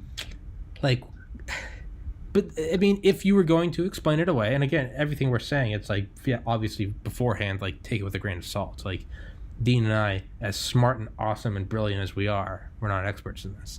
But, Lex, my mustache. But like most of this I just get from documentaries or YouTubes, but books. Even just, this is someone else's information that I'm just sharing. But even that is like this isn't someone's special information. That's what it is. Those are the dates. Those are the times. Those are the coordinates. So if you're just going to think critically on your own, not everything, appeal to authority. Not everything has to be from a book or from the government. Who said that? Well, my mom said it. Well, okay. Well, like, what do you think? What did your eyes and ears tell you? Critical thinking. So what do you like? Again, first nuclear flash. Nuclear bombs do have, even different from supernovas, they have a very distinct light signature. They also have radioactivity. But you probably notice Earth has this amount of radioactivity. That one spot has a lot more than usual. Yeah. This little spot in the middle of New Mexico has a little more than usual. So again, like a lot more. It's again, it's like, what's up with that? It's like if you were over here at my house, and it's like, Dean and Tommy, you guys can shoot, flare guns at each other, and if you poke each other's eyes out or kill each other, that's fine. That's your free will. You're not allowed to leave this. You're not allowed to leave the front yard. You're not allowed to go anywhere else in the city. So if we start blowing shit up and we set off a bomb or something, where are the cops going to come? They're going to come to that location, and there's going to be a little bit of a time difference. Maybe they didn't get the exact address correct. Maybe they went to the next door neighbors. But in regards to the whole city, even if they get to the same cul-de-sac, that's still very relatively close, right? Yeah. So if 2 years go by and you get to an hour, or you get to 117 and a half miles apart, like Roswell, Alamogordo, July 16th, 1945, July 8th, 1947. It's literally like, those are the sirens. Whoop, whoop. Like, those are the cops coming. But instead, it's flying saucers. And where do they come? They're coming to check out the kiloton explosion. Like... Exactly. They're finding out what just happened. Did you just detonate a nuclear bomb? That's a no-no, sir. Yeah, that's a no-no. Oh, shit. And you did it over... you did it over some civilians, too. Okay. You guys are allowed to have these. You can't bring these into space. And then what did we do? We did shoot up the metaphorical flare. Starfish Prime. We shot a fucking 1.4 megaton nuke over the Pacific. All right? All those nuclear missions out in Bikini Atoll and such. Yeah, seriously, out there. Yeah. All those hydrogen bombs going off, and not little kiloton ones, not little firecrackers. Like, the big boys, like the 10, 15, 20 megaton fucking monsters. Like... And it's not just us, over in Russia as well. Russia's doing it. Now China's doing nuclear bombs out there in Siberia. Yeah. You saw our bomba going off up there. France did it. Right? Britain did. They have a testing site over the ocean. So now all of a sudden it's like, all right, these assholes got flare guns. You guys are allowed to use these. Don't you dare shoot these into space. If you guys want to kill each other, you can. And, so again, let's go back to the cop analogy. I shoot up a flare gun. Cop comes, and you and I are just sitting there like, oh, we don't know what happened. And where's I think Holloman Air Force Base, flying over the silos. Where's the cop there? The cop walks right up to, I put the silo under, whatever. I put it under a bush. The cop comes over with a flashlight, kicks it twice, looks at me, kicks it again, looks at you. Is letting us know that he knows, but he's not going to take it. And kind of, puts it in your eyes, comes back, gets in the car and leaves. We're going, Maybe we shouldn't do that again when it was so fun. Exactly. It was so fun. They're probably not going to come back. And why would we want to keep that information from everyone else? Because to all the other kids in the neighborhood, we've got the flare gun and they don't. If we let them know that cops came, what's that going to do? They're now going to know that... They're going to get attention because whoa, someone just came over and the cops saw that this might be illegal. I want to fire it now. Well, not only that, think about it. If we're holding the rest of the kids under our thumb with our flare gun. Hey, we're in charge here. We get all the good stuff. Give us your Xbox. We have a flare gun. We're going to shoot you. And all they have are slingshots. Well, if the cops come, they come and they're knocking on, they're looking at the flare gun and they leave. Well, those are cops with squad cars, with guns, and with helicopters. They with far actual out guns that shoot actual bullets. And with helicopters, they far outgun us. They are a greater authority than us, and they're not bullying. They're there for peace. We can't let all of our subordinates know that there is a far greater power than our shitty little flare gun, right? Yeah. And not only that, we all have bicycles, and they come over here on a squad car with a fucking combustion engine. So they're coming over here with advanced... They can hit like 60 miles per hour. We can probably hit like maybe 5 or 10. So they're coming over here... 10 on a hill. Yeah, so they're over here with squad cars. They can go 120 miles an hour. They have guns that are much stronger than flare guns. If those other kids know of those police existence, they know that they don't have to listen to us because, there's a greater power out there, and that greater power, for the most part, wants peace. It's in you and I's interest to not let anyone else know that there's anyone else on the block. We want everyone to think that we're the top dog. But now, go further. Does that mean that we are just going to complete... Is that a turtle? Does that mean we're going to completely... Hello, turtle. Does that mean we're going to completely ignore them? No, because what are you and I doing? We are power thirsty. We're power hungry. We want to stay in charge. So we're not going to let them know that these cops exist. But what are we definitely going to do? Oh, shit, man. We're going to try to get one of those guns. We're going to try to reverse engine... Oh, they parked their squad car. They crashed one of their squad cars into a tree, and they left it there. They accidentally just left a gun lying down as they were writing down a note. They left a gun, or they crashed a squad car and they ditched it. And so what do we capture that squad car and we pull it into my garage. My garage is hangar 13. And we're going, how do we get they this? go to Area 51 and such. So, how do we get we this? can make our own squad car. How do we get this thing working? Repair the squad car so we can go strolling around yo, check this out. Yeah, how do we get this combustion engine working? Because what do we want it for? We want it for ourselves. So now we can fucking really rule everyone. Because now if we can have guns and a combustion engine and a squad car with lights and seats and a horn and a steering wheel and a trunk. Go up to like a maximum 120 miles per hour. Oh, yeah. Now we're really the big bosses on the block. Forget these flare guns. But until we master that squad car and until we reverse engineer that block, we can't let anyone else know these exist. Because right now everyone thinks the most powerful thing is this flare gun. And we want to keep it that way because we got it pretty good. We ruined the world. If we remake ourselves a gun, they're going to think we made it. Exactly. We're the ones that made it. So now we can show we're the superior ones. We made this all on our own. Yeah, look at this gun we made. It's total bullshit lies because we stole it from someone else. So what we really don't want. And now let's go even further. Let's go to Bob Lazar on this. You and I, we're the big bullies. We got the squad car and this pistol in our garage. We're not letting anyone in there because, like you said, we want to make it. We want to be in control, and we want others to think that we made it. But you and I, we're not too smart. So what we need to do is we need to get the smartest kid we can find, and we give him a security clearance, and we're like, you're going to come work on this squad car. And that's Bob Lazar. Because we're in charge. Those are the people that have seen UFO sightings and such. So we bring him in here, and the entire time we got a flare gun pointed at his head. And we're like, work on the squad car. We get some kids to go protect it, but we're also they're pointing flare guns at anyone that gets close, but we're also pointing our flare guns at them. Exactly. For them not to tell them. Because we know that if those kids figure out the squad car and they reverse engineer it, and let's say they decide not to tell us, their superiors, if they can get control of that, all of a sudden we're no longer in power. And once they get control of the squad car, once they can figure out that pistol or shotgun, they run the block now. So not only do we need to get some kids that are smarter than us to come work on this thing and reverse engineer it, we can't let them figure it out and take it out right from under our noses. So what do? We compartmentalize them. You're just working on tires. You don't even know what these tires are from. You're just working on automatic windows. You're just working on sirens. You're just working on steering wheels. You're working on a trunk. And hey, you're working on something called an engine. And you're working on a radio. But we break them all up into different garages, pointing flare guns at all their heads. And so they don't even know what they're working on. So it's this delicate. They're just making a little part to a bigger contraption. Exactly.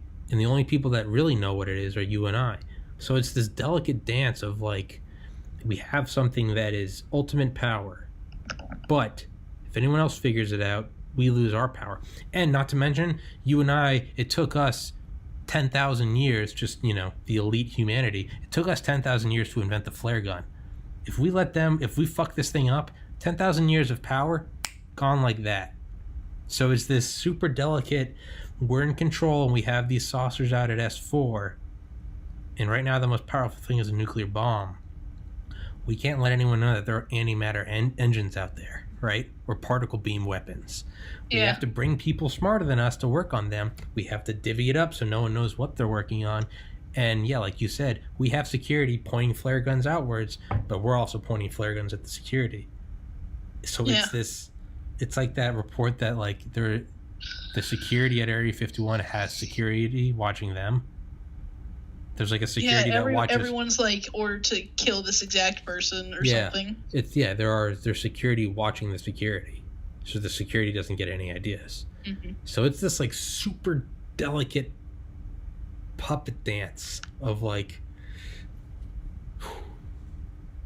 I don't know, getting all excited. It's crazy. That's all I got. That's all it is. It's just super crazy. That's all I got, Dean. You got anything else to touch on? I don't know. I got some things relating to aviation topics that I've been looking around and about, Yeah. I found this for the YB-49, the big flying wing jet bomber. You on that human rights point, but all right. Okay. Anyway. YB-49? Yeah, so the YB-49, I've been looking at kind of some obscure concepts or prototypes of the plane. There's actually YB-49 had this design of a reconnaissance jet instead of a bomber plane, where like the main difference is there's no bombs. It's now a camera and such, but it has two more engines like on pylons on it. So you got the wing, and then you just got these like B-52 looking engines coming out of it. On top of so in addition to the propellers, did the YB-49 have propellers? No, that's the XB-35. The XB-35 had propellers. The YB-49 had jets. Okay. So the YB-40, so this reconnaissance one had two extra jets in addition to the jets. Yeah, already. 2 extra jets that came out on pylons. So you got this really nice looking plane, and then you got these big derpy engines on the side. It did give it extra range and such, so it could go longer. But as a reconnaissance jet, I saw that was pretty nice. Like as a reconnaissance jet, I mean, the flying wing was a pretty interesting aircraft of its own. With there's barely enough tail. It literally just looked like a big mustache or boomerang or something, just a big triangle looking thing. Yeah. Not only that, do you know that it has the exact same wingspan of the B-2, and that was Northrop the exact same down to the foot? Yeah, same company. They made the XB-35, they made the YB-49, and they made the B-2, and now they're going to make the B-21. Yeah. So Northrop, they're paying homage to Jack Northrop. Because Jack Northrop really wanted the flying wing. He said it was the best thing. And he felt that he was snubbed because I forget who the rival company was. I cannot remember who. So for sake of not getting it right, I'll just call it Company A. But apparently a head guy in the Air Force, secretary, maybe deputy secretary, he came to Northrop and was like, cancel it. Like, we're not going to use it. And then Northrop had a suspicion that this secretary was getting an under-the-table payment from Company A, who was the rival to Northrop. So everyone was like, Jack Northrop, you're a conspiracy theorist. Like, and so the plan was scrapped, and obviously the Air Force didn't build a fleet of them. It turned out that after this deputy secretary retired, he went to work as president of Company A. So that's one of the reasons why Northrop kept the exact same wingspan for the B-2. It was sort of a temporal shout out to Jack Northrop over the decades through time, like shout out. it works. And really showing off like the difference in technology, because back then you get this chrome looking boomerang looking jet that has a little tail, a little cockpit, and then you have the B2, which looks like a bird. It's completely stealth. It kind of looks like some sort of bat or something when you look down from it. It's like this really weird plane. Way different in technology. And the design is still fucking fire, because that's what the B-21 Raider is using. So for the most part, bombers. For the most part, it looks identical from what's been whatever renderings we can get. They just kind of like shrunk it down a little bit. It looks like, because now instead of having like 3 jagged points on the end, it's just one. The cockpit is like maybe a bit bigger, because probably the aircraft seems to be shrunken down in size. So they're still keeping it. Did I tell you how I called Northrop? You did? Yeah, did I not tell you that? No, you've not told me anything about that. Yeah, so I called them about 2 or 3 weeks ago, and I just wanted to get someone from Northrop to come on the podcast, right? And I was just like, because there are a bunch of YouTube videos about the B-21. The Infographic channel has one. I don't think Curious Droids... There's that Reddit post that I showed you a couple of days ago on Weird Wings of like some photo of the B-21 flying. Oh, yeah. I don't think Curious Droid's done one yet. But I know the Infographic channel has... Mustard will when it comes out. Fucking shout out Mustard. I love Mustard. Yeah. But shout out to all these channels that we're mentioning. They're great channels. Yeah. Curious Droid, Mustard. I like Dark Docs. They're pretty good.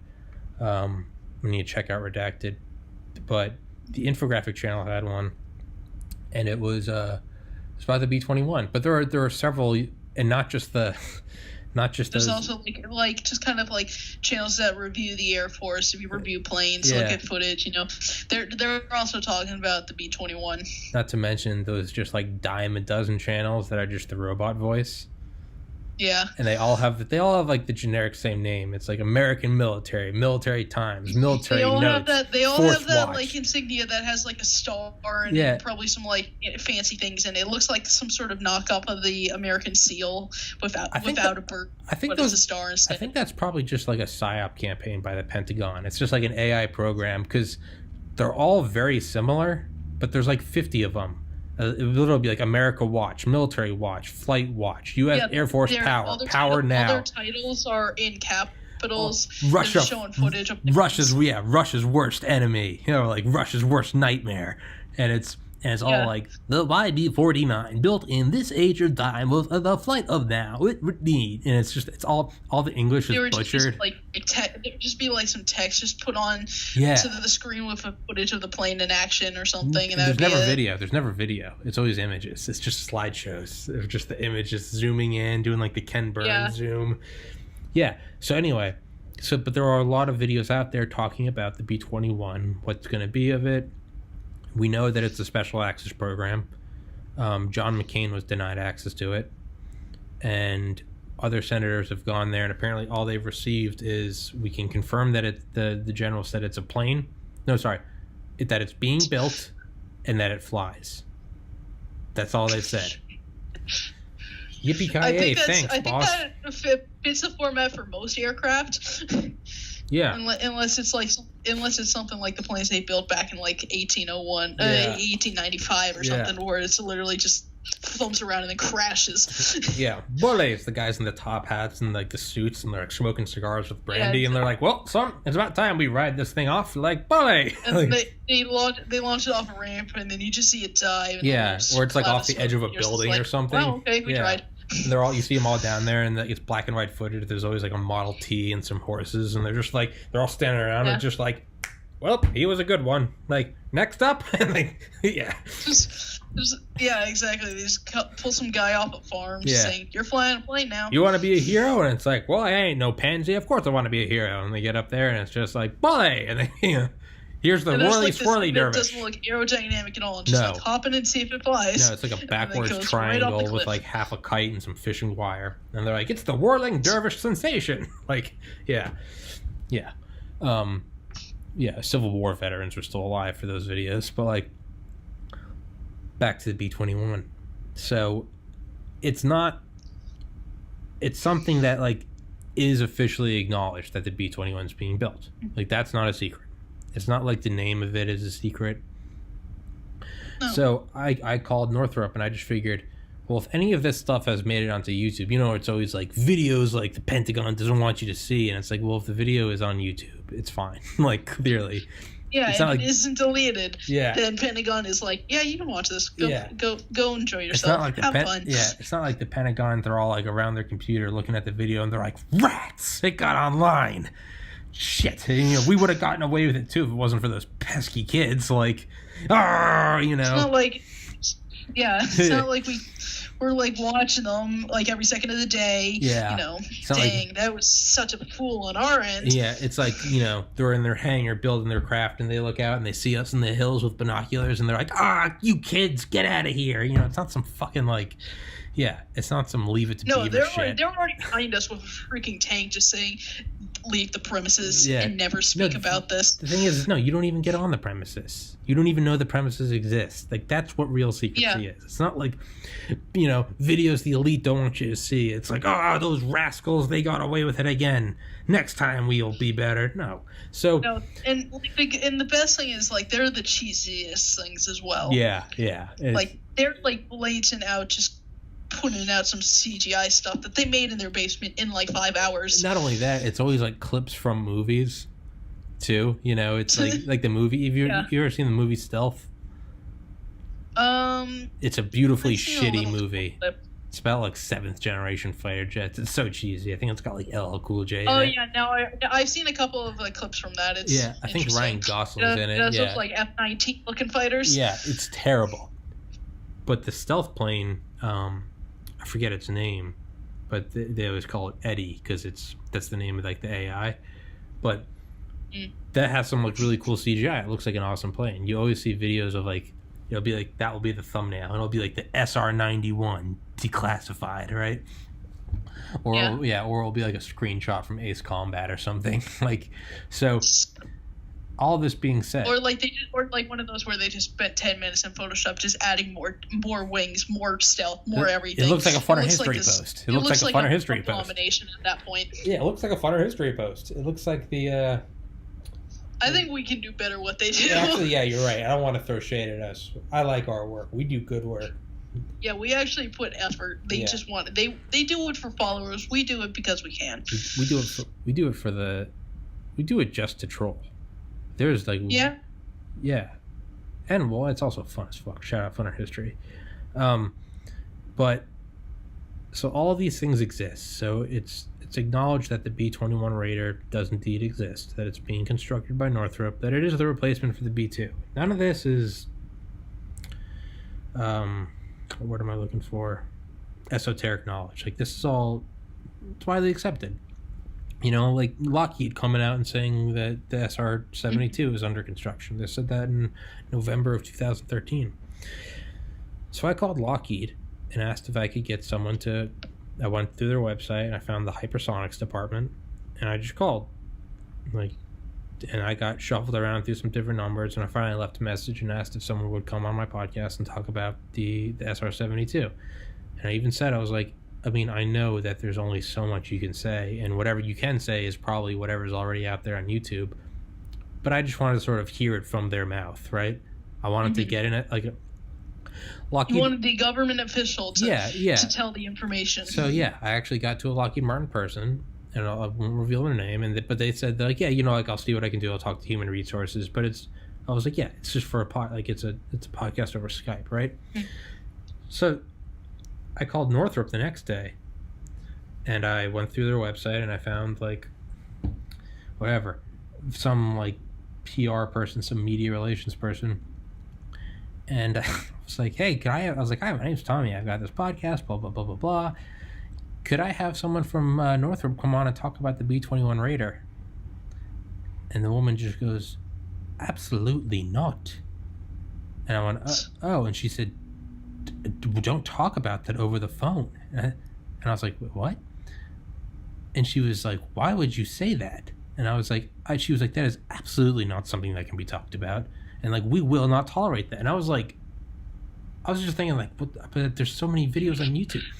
Well, the misunderstanding is she thought I was an employee for Northrop. So we got to a point where she goes, "Yo, man, what department do you work for?" And I was like, "I don't work for Northrop." I was like, "I'm 29. I have a biology degree." Well, then her mood changed entirely, and she's like, "Oh my God, I thought you were like trying to talk about." I didn't realize somehow I had gotten like an intercompany number that employees are to call. And so, like, if you want to talk to someone outside of Northrop, you call this number and you go, "Hey, what's up?"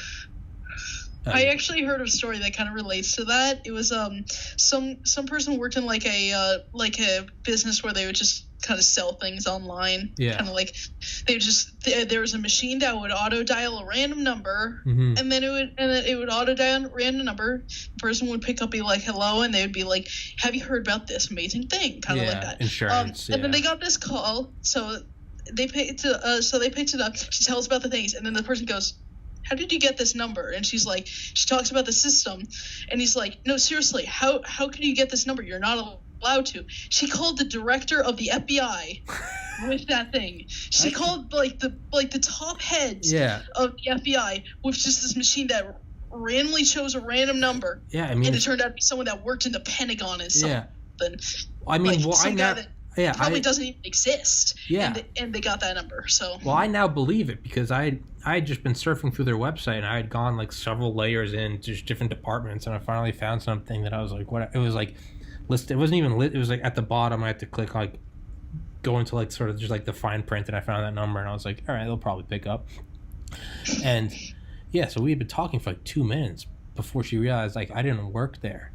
And she was like, I thought you, she had a British accent. She was like, "Oh, I thought you worked for Northrop and that you were calling to ask if you could have permission to talk about this on a podcast." And she was like, "That's why the answer was absolutely not." So, yeah, I was like, "No, I'm Tommy. I got this I was like, "I know that you can't talk about anything." I was like, "I just wanted someone to come on and just to have the official, even if they just have the person mention, we probably have the AB21, who knows?" Yeah, just anything.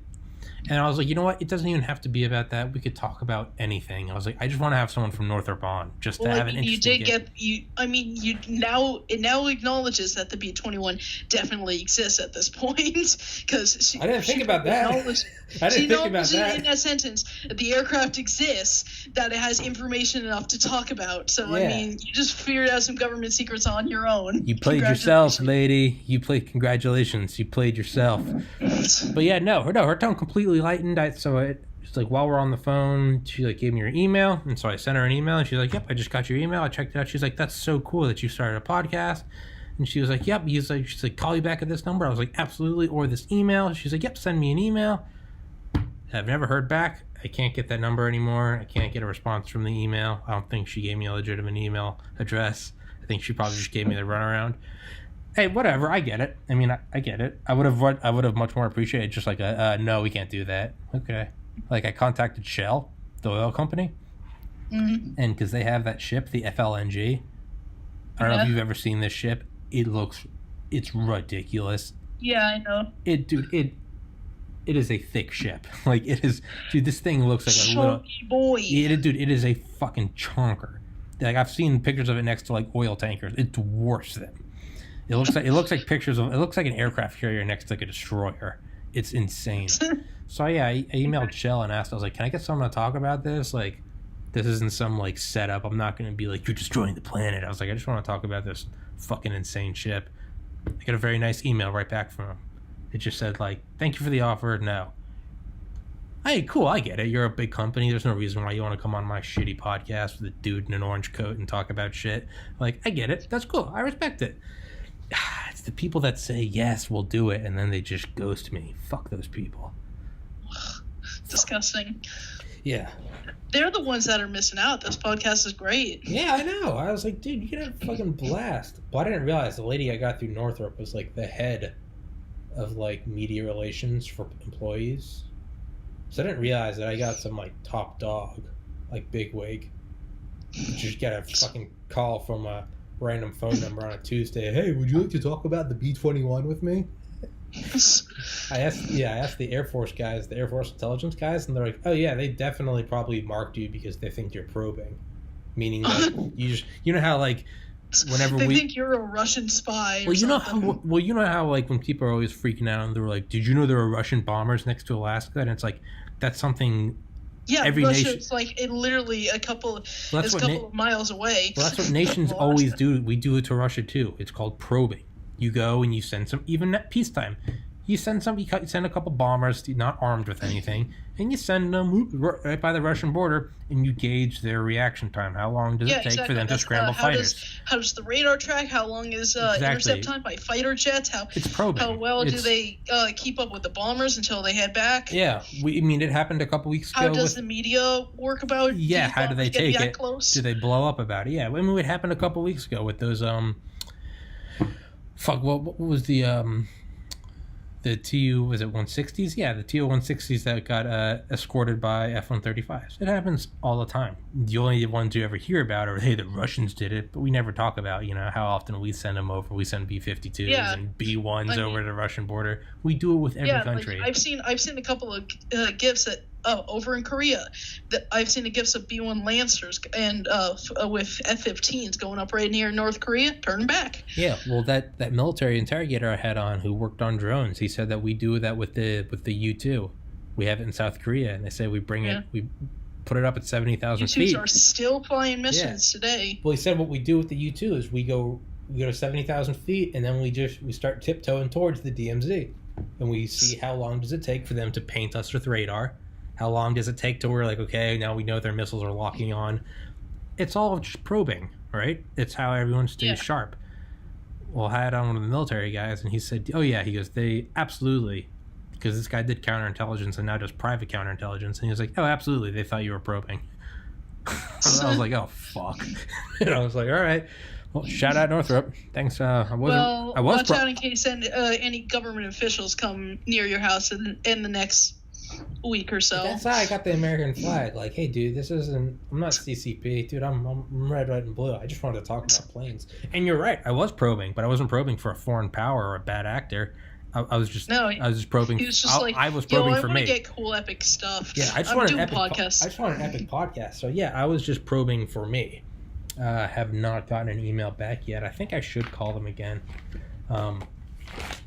Yeah. So I was a little upset about that.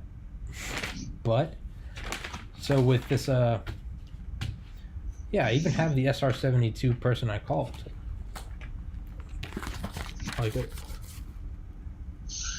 Oh, interesting. Yeah. I mean, and that was from, like, I called them and they gave me that number and that name to call.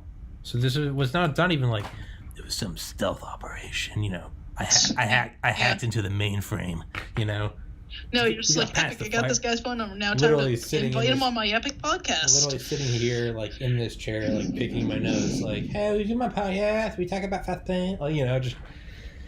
Exactly. So, they were not happy.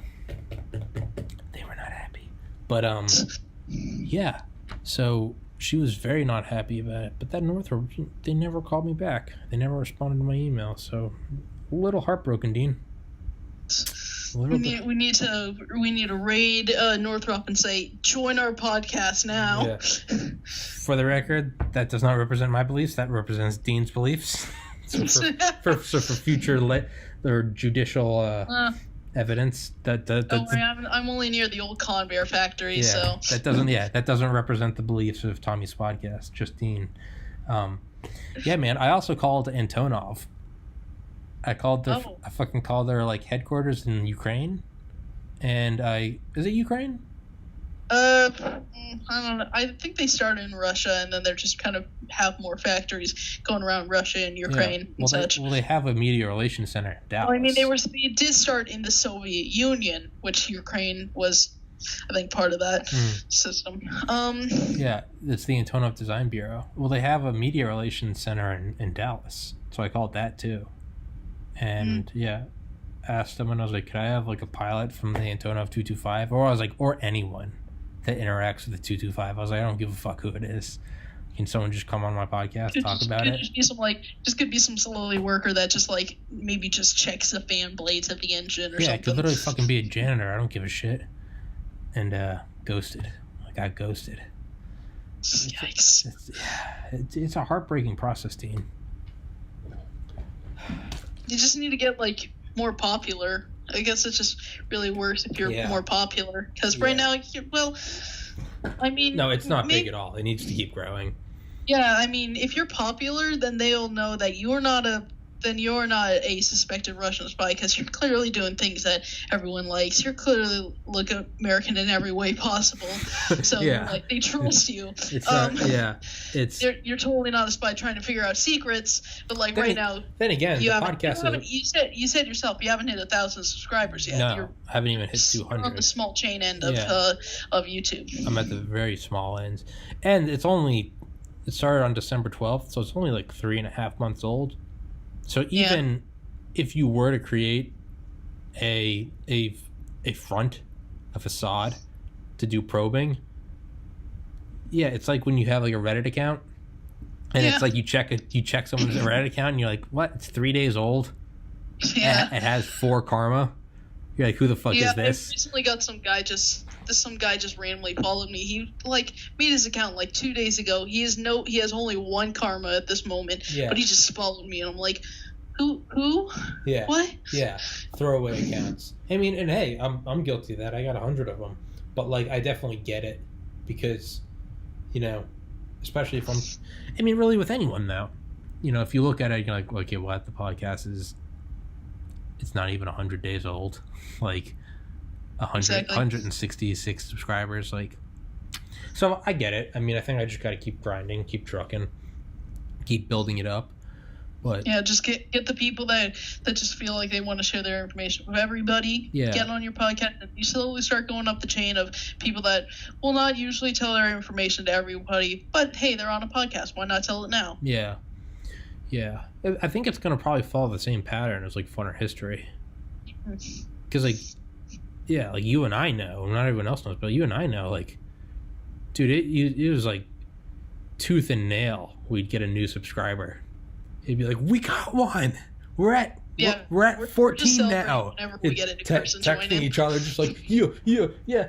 We just broke 20, and it's like, we in the big leagues now, boys. Like, when we finally broke 1,000, it was like, fucking... I celebrate that anyone that has joined our server, except for you assholes that decide to comment on our hard work post saying this is shit. Fuck those people. Fuck those people. Words hurt, bro. Words hurt. I spend hard work on most of my projects. Can you just cut me some slack? Yeah. And not only that, it's like, do you know what subreddit you're on? When it's like, oh, nice Photoshop, bro. Yeah, this entire thing is supposed to be meant for Photoshops. What about the people that comment? They're like, that's not very fun, when it's like something terrible about like nuking Vietnam. Yeah, and something. It's like, what do you mean? They're like, that's not very fun. This is supposed to be fun. And it's like, no, it's not. It's funner. We have made it a synonym for alternative. That's what it is. This is just alternative history. Or it's just different. Have you seen that one guy? There's one guy that always comments, and he always spells it funnier. I don't know if you've seen it, but he's always like autocorrect just going. Yeah, it is autocorrect just so it's going. What are you saying? Well, I have corrected him several times. I'm like, hey, just so you know, it's like funner, because there's even a difference between fun and funny, right? Fun is like, oh, cool, I get it, wacky, a triple fuselage A380 AWACS, like that one. Like, it's really the only purpose this is our subreddit is going is thought provoking. That's all it is. That's all it is. It just makes you think. It's an exercise in imagination. It's not supposed to be hilarious. It's not supposed to be cheerful. It's just thought provoking. Yeah. Be it those happy or sad thoughts, is just thought provoking. It's alternative history. That's all it is. If it just so happens to be cool or funny or scary or sad, that's a side effect. That's not the intent. That's not the primary purpose. But I know, because that one guy, I've commented sometimes, I'm like, hey, no, bro, it's like for your own, like, I don't care if you misspell it. There's no like, how dare you misspell my subreddit? Like, I don't give a fuck. I'm just like, just so you know, it's funner. I'm just so you know. And he's like, no, it's funnier. He's like, I know, trust me. Because I've argued with this guy in other subreddits. We'll be like, I visit there. I'll be like, bro, I created it. Like, I'll be like, it'll be like, no, bro, I'm the man that made the entire subreddit. I'm like, I am. I'm like, There are some funny posts though, like that one of like the Dutch Air Force, and it's like wooden. Oh yeah, it's like wooden clogs with yeah, wooden clogs. That was hilarious. Yeah, with windmill wings. I like those. Those are funny. I mean, I'm seeing more people actually getting onto their Photoshops and doing stuff. Like the other and day, that's I saw the purpose. the That's Montana. the point. I don't think that looks like someone created. That looks like I know the original photo is Iowa, like Iraq or something, and it's just firing its guns. But that person looked like they actually spent time to extending the boat and adding that fourth gun. Yeah, and to me, that is what Funner History is about. Is like even if you're not good at Photoshop, but you clearly still put effort into it, well then the post stays. It's like, because that's what it is. It's like people taking time, even if it's just 10 minutes, and just making a Photoshop and like, you know, contributing to the ridiculous lore. That's all it is. It's so I don't give a fuck. I was in an argument with like one guy that was like I don't know what started it, but it was one of my posts, and he was like confused about how this like was like in Funner History and stuff, and I'm like, I don't know. I do most of the posts on this subreddit, so I say it's in the lore now, and he's like, yeah, well, I have more karma, and I look at his post, I'm like, yeah, but I'm actually post on this subreddit except for you, because I'm a moderator, I'm a co-founder. I even checked his comments. He looks like he just joined, and he's saying that he has superiority because he has more karma, and I'm just like, well, guess what? Who's running this subreddit? Yeah. We're all equally worthless. Or whenever I post something real, people are like, check the subreddit, and I'm like, bro, I know. This is my subreddit. Oh, I mean, sidebar, the recent post with the MiG-21 VSTOL plane, that one that I found on Weird Wings. There was one person that said, "Isn't this real?" And I was like, "Yeah, what point does that prove?" And he was just like, he was just like, "Oh, I was usually expecting a Photoshop, but this is still pretty cool." So I'm like, "Thank you for not saying this is stupid." Yeah.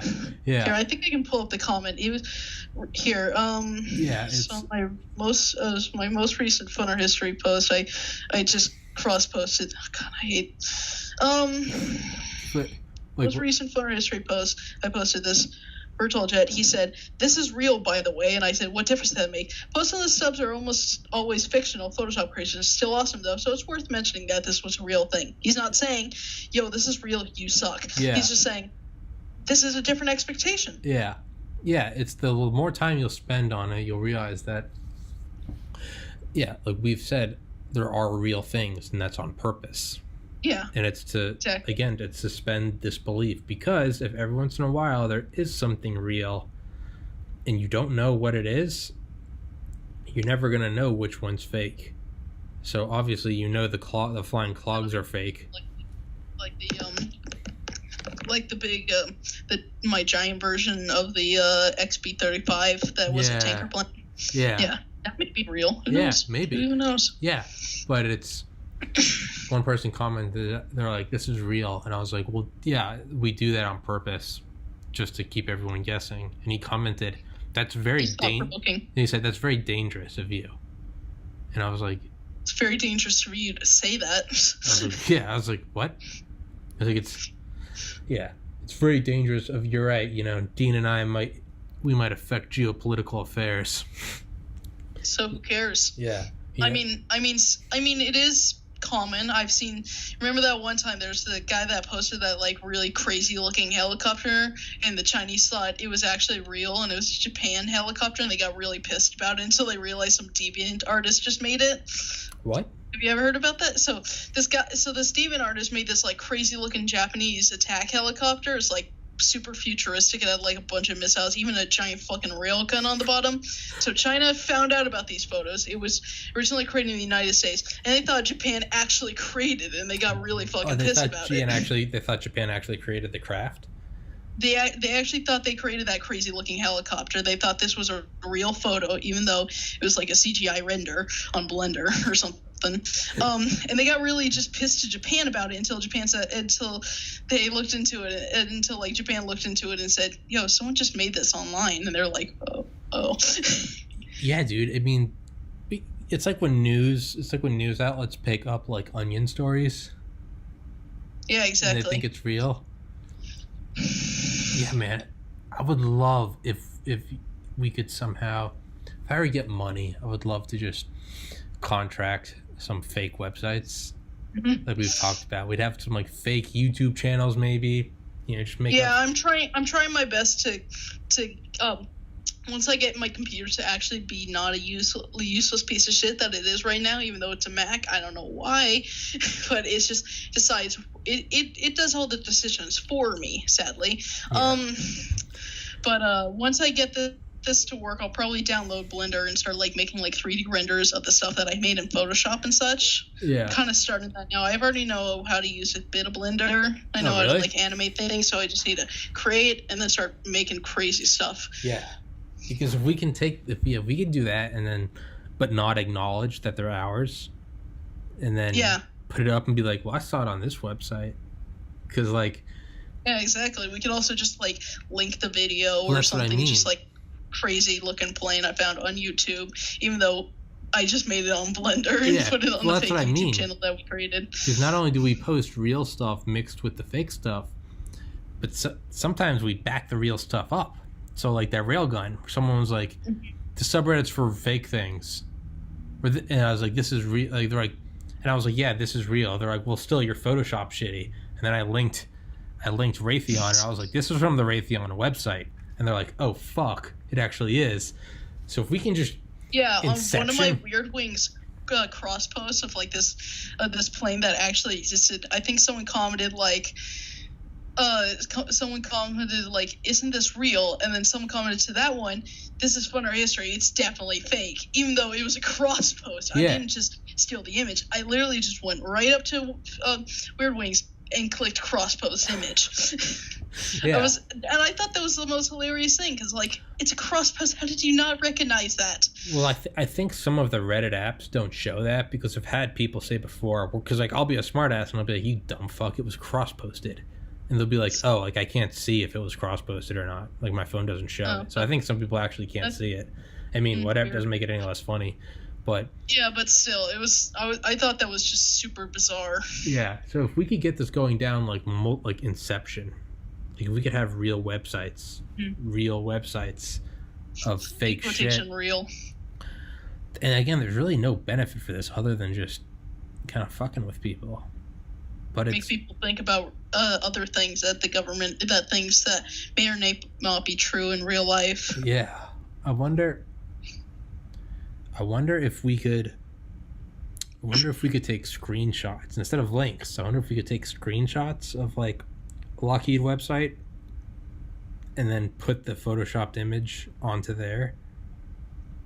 You're thinking of something. That could be fun. I actually am doing something like that. On another subreddit, some guy posted like a Time magazine cover that you're able to, edit. So I'm right now, before I got on this, one of my Photoshops is taking a Time magazine cover and putting the 2020 Arctic Rush on it. Fuck yeah. It's just going to be talking about like fun or history stuff on like a Time magazine. It'll actually look. I'll try to make it look legit. Dude, that's brilliant.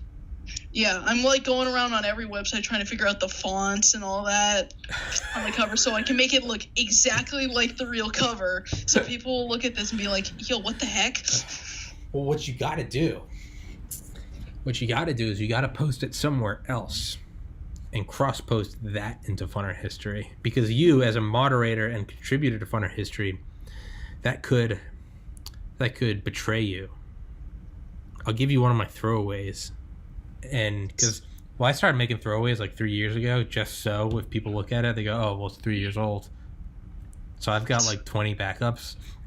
So if we took those and you posted that on like, I don't know, just any other subreddit, whatever, and then cross-posted that into Funner History, well, then you might be able to dupe some people. Oh yeah, some mysterious guy posts this cover about like stuff happening of like this crazy thing happening in 2020, and then on a different subreddit that gets cross-posted here, and they're like, wait, isn't this real? And be like, fooled you. You've been had. deal with it. Yeah. Yeah. If we could, I think the ultimate end goal would be to try to, I think we would try to get like a response from like a state actor. Do something like try to dupe China or something. Like what happened with the helicopter thing.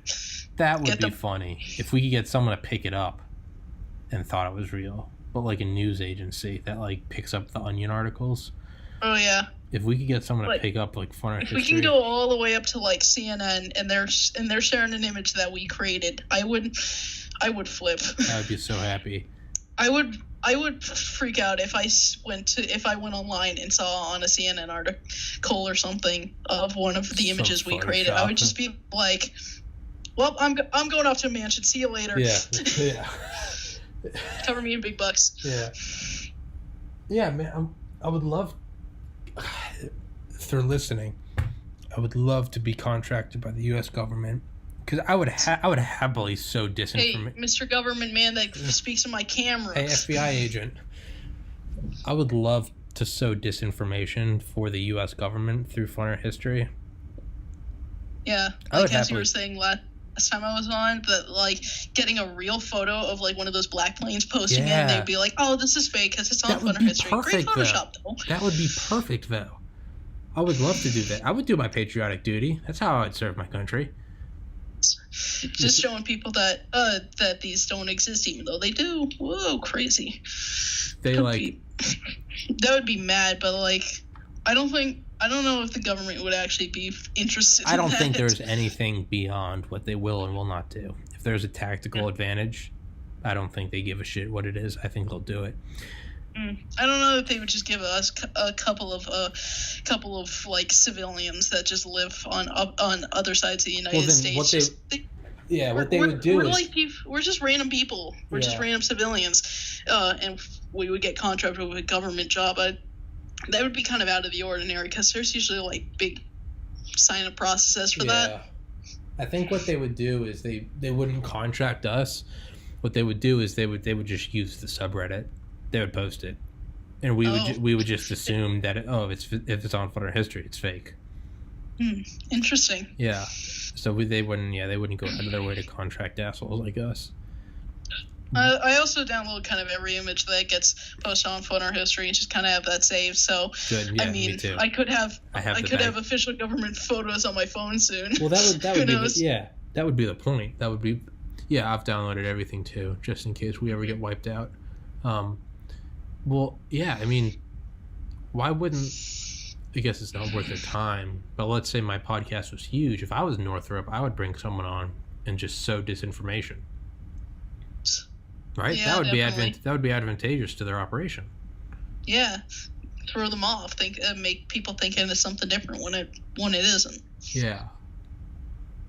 Fuck. And then it makes you start thinking, what have you like interacted with in your life that like wasn't what you thought it was? Like I always think like I wonder if I have seen a video on YouTube or have seen a post on Reddit that actually was, because that's where intelligence communities operate, is they operate hidden in plain sight. Like I wonder how many things or commercials or whatever you've seen that is real, but that's really making me think now. Well, there's no reason why they wouldn't. I mean, there's also like, War of the Worlds. There was that craziness. Yeah. They also did it again back in the U.S. In a few years later in Ohio. Yeah. They did the same. Oh no, the aliens have arrived in Ohio.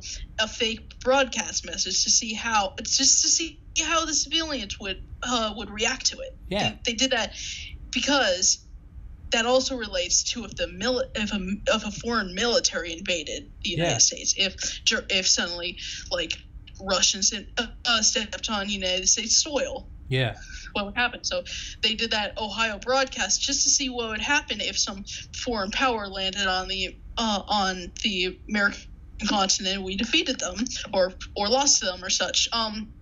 And so they could gauge the reactions to see how they would handle with military and how they can continue to make that improve so USA just doesn't crumble as quick. Yeah.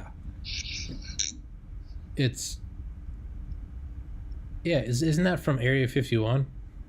Annie Jacobson? Yeah, I think it was, they talked about the importance of War of the Worlds, and that it wasn't just, crazy. It's like, no, there's an actual tactical advantage to that. Because if you can get the public to freak the fuck out and flood the phone lines and soak up emergency services, well, then there's your time to attack. Exactly. Or you do it a couple times in a row and you get people start to not respond to it, like Boy Who Cried Wolf, and then you come in.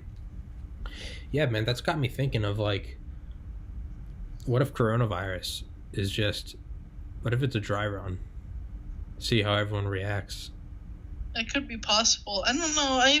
It's also really so because I don't know. It just seems a little too real because it did start in China. It didn't start in the U.S. Yeah. It's clear that things are going batshit crazy. Yeah. In every country. So if this was a disinformation tactic, then every country is involved, and I don't think some countries want to get involved with this. Well, no, I think it would be one nation. One nation would do it. Yeah, and what you do is it would be a dry run. You would see how does everyone respond to it. Well, I mean, China could have.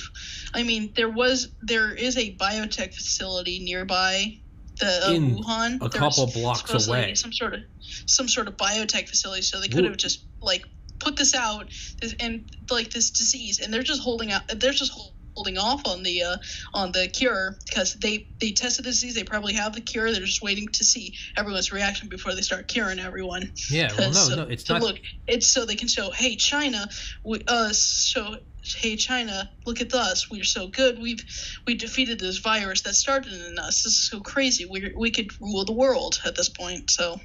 Yeah. Yeah. But. That almost made me spit. Okay, sorry. I just need. There we go. Yeah. Welcome back. Welcome back to the Wacky Podcast. We're giving away. Going on that? Yeah, we're giving away airheads and skateboards. Yeah, but yeah, it's an interesting idea to think about coronavirus being a state-sponsored bioweapon by the Communist Party of China, because it makes sense that, or fuck it, let's not even say it's China. Let's say it's America, whatever, or France, whatever. It doesn't quite matter where it begins, so much as that everyone gets affected by infection. So, because if you don't infect yourself, that's suspicious, right? Mm-hmm. So you got to infect yourself. But what would it be? It would be a dry run for something worse. So COVID-19, bad as it is, there could be some smallpox Ebola hybrid, right? And that's what you're saving. Because right now this thing has kind of the same symptoms as the flu. Yeah, like this one's bad, but you cough, you kind of have a fever, you sneeze, you just feel bad in general, stomach disruptions, all that. You get the same thing when you got like a common cold or a flu or something. So this could be just modified version of the flu that has a way better spread. But yeah. So bad though it is, you would need to make it bad enough that, because you'd want to be doing a dry run for something much worse. So you couldn't release something that, is only as bad as the flu, because because if you're doing a dry run, what you want to do is you want to be able to collect data on how all of the world reacts. So you'd set up markers, satellite imagery of sea travel, of railroad freight, of aviation flights that are going around, all that. The economy, agriculture. You'd want to get 1,000 different parameters, and you'd start recording 2 weeks prior, and you just, or even a year prior, and you would just try to get, it would probably be many years in the making. You would try to figure out, okay, what is the norm? So you get your statistical variations, and you'd see this is what the normal behavior is. Ebbs and flows, geopolitical shifts, whatever. So you'd get that would be your base. That would be your control. And what you'd want to do is you'd want to, by whatever means, you would want to spread the infection. It couldn't be something that was simply a flu or a sickness, because you wouldn't be getting valuable data. You would be getting people have the flu, whatever. We already know that. You'd want to get something that is bad enough that you'd almost hit that. It's like a fission bomb. It's like it's not a normal explosion. It's a nuclear explosion. But the first one is only 15 kilotons, because you just want to get to that threshold where you see where it works, and then you can scale up to megatons. So what you'd want to do is you want to release something that is going to get that threshold reaction. And that threshold reaction would be what we're seeing right now. So you wouldn't want to use your ACE hand, your Ebola smallpox hybrid. You'd want to release something that's just dangerous enough, like COVID-19, where it affects your breathing, there are at-risk groups, and there are definitely more people dying, percentage-wise, than from the flu. Yeah. So you'd want to get something that's dangerous enough that you'd see what you're seeing now. Quarantines, national shutdowns, strengthened the borders, all that. Restricted travel, eliminated travel, all that stuff. And then, I don't know, maybe you wait like another year or 2 or 5 or 10. And you see because like 9/11, the world is going to respond. They're going to start taking precautions now. They're, what's that quote? Like, safety regulations are written in blood. And so you learn from it. So what you'd want to do is you'd want to gauge it all. And you'd see how it's working. And then you would tailor your virus to be able to overcome that. And that's what your Ebola, smallpox, fucking whatever would be, right? Mm-hmm. So, or do you not wait years? Do you wait until the quarantine's over and then you release it again? You release a new one. Because at this point, everyone's kind of the boy who cried wolf. They're like, yeah, whatever. We just did this quarantine. It's because there's never been anything like this ever that anyone's been alive for. So you wait until everyone, I don't know, like in July or something, and then you release the bad one. And you would have data on how we all reacted to COVID, and you would take that into account. And definitely, because at that point that would be your true bioweapon. But you would have to infect your own people again, and you can't release it because a vaccine takes about 18 months to produce. So if you whip out a vaccine immediately, that's sketchy. Oh, I happen to have this, here's a gun. I also happen to sell bulletproof vests, it's like, huh. So, yeah, I don't know. What are your thoughts, Dean? Is this a Chinese-sponsored weapon? It does follow the 20-year tradition of a virus. Yeah. So I mean, maybe it is a virus just following that tradition, or maybe China was just like, you know what, I'm going to make the tradition myself. So they made the fine, I'll do virus going. Fine, I'll do it myself. Yeah, exactly. Fucking Thanos. Yeah, but it does seem strange with the whole China. Coming from a place that's right near some sort of biotech facility. The Wuhan facility. Yeah, exactly. So it's kind of in a area of mystery at the moment. Yeah.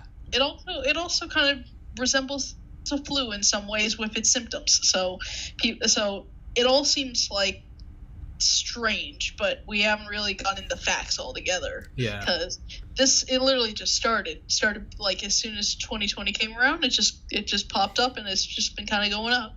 Yeah. And we're already 3 months in. We're not all the way into like 2021 yet, where things you'd probably just die down by then. Yeah. So it's like China's done it's probably doing some shady stuff right now. So that's the thing is, China's if anyone else did it, it'd be like, yeah, I don't really see this being a Venezuelan plot. But if it comes from China, like, what? Like, and it's from Wuhan, where their fucking biological research center is.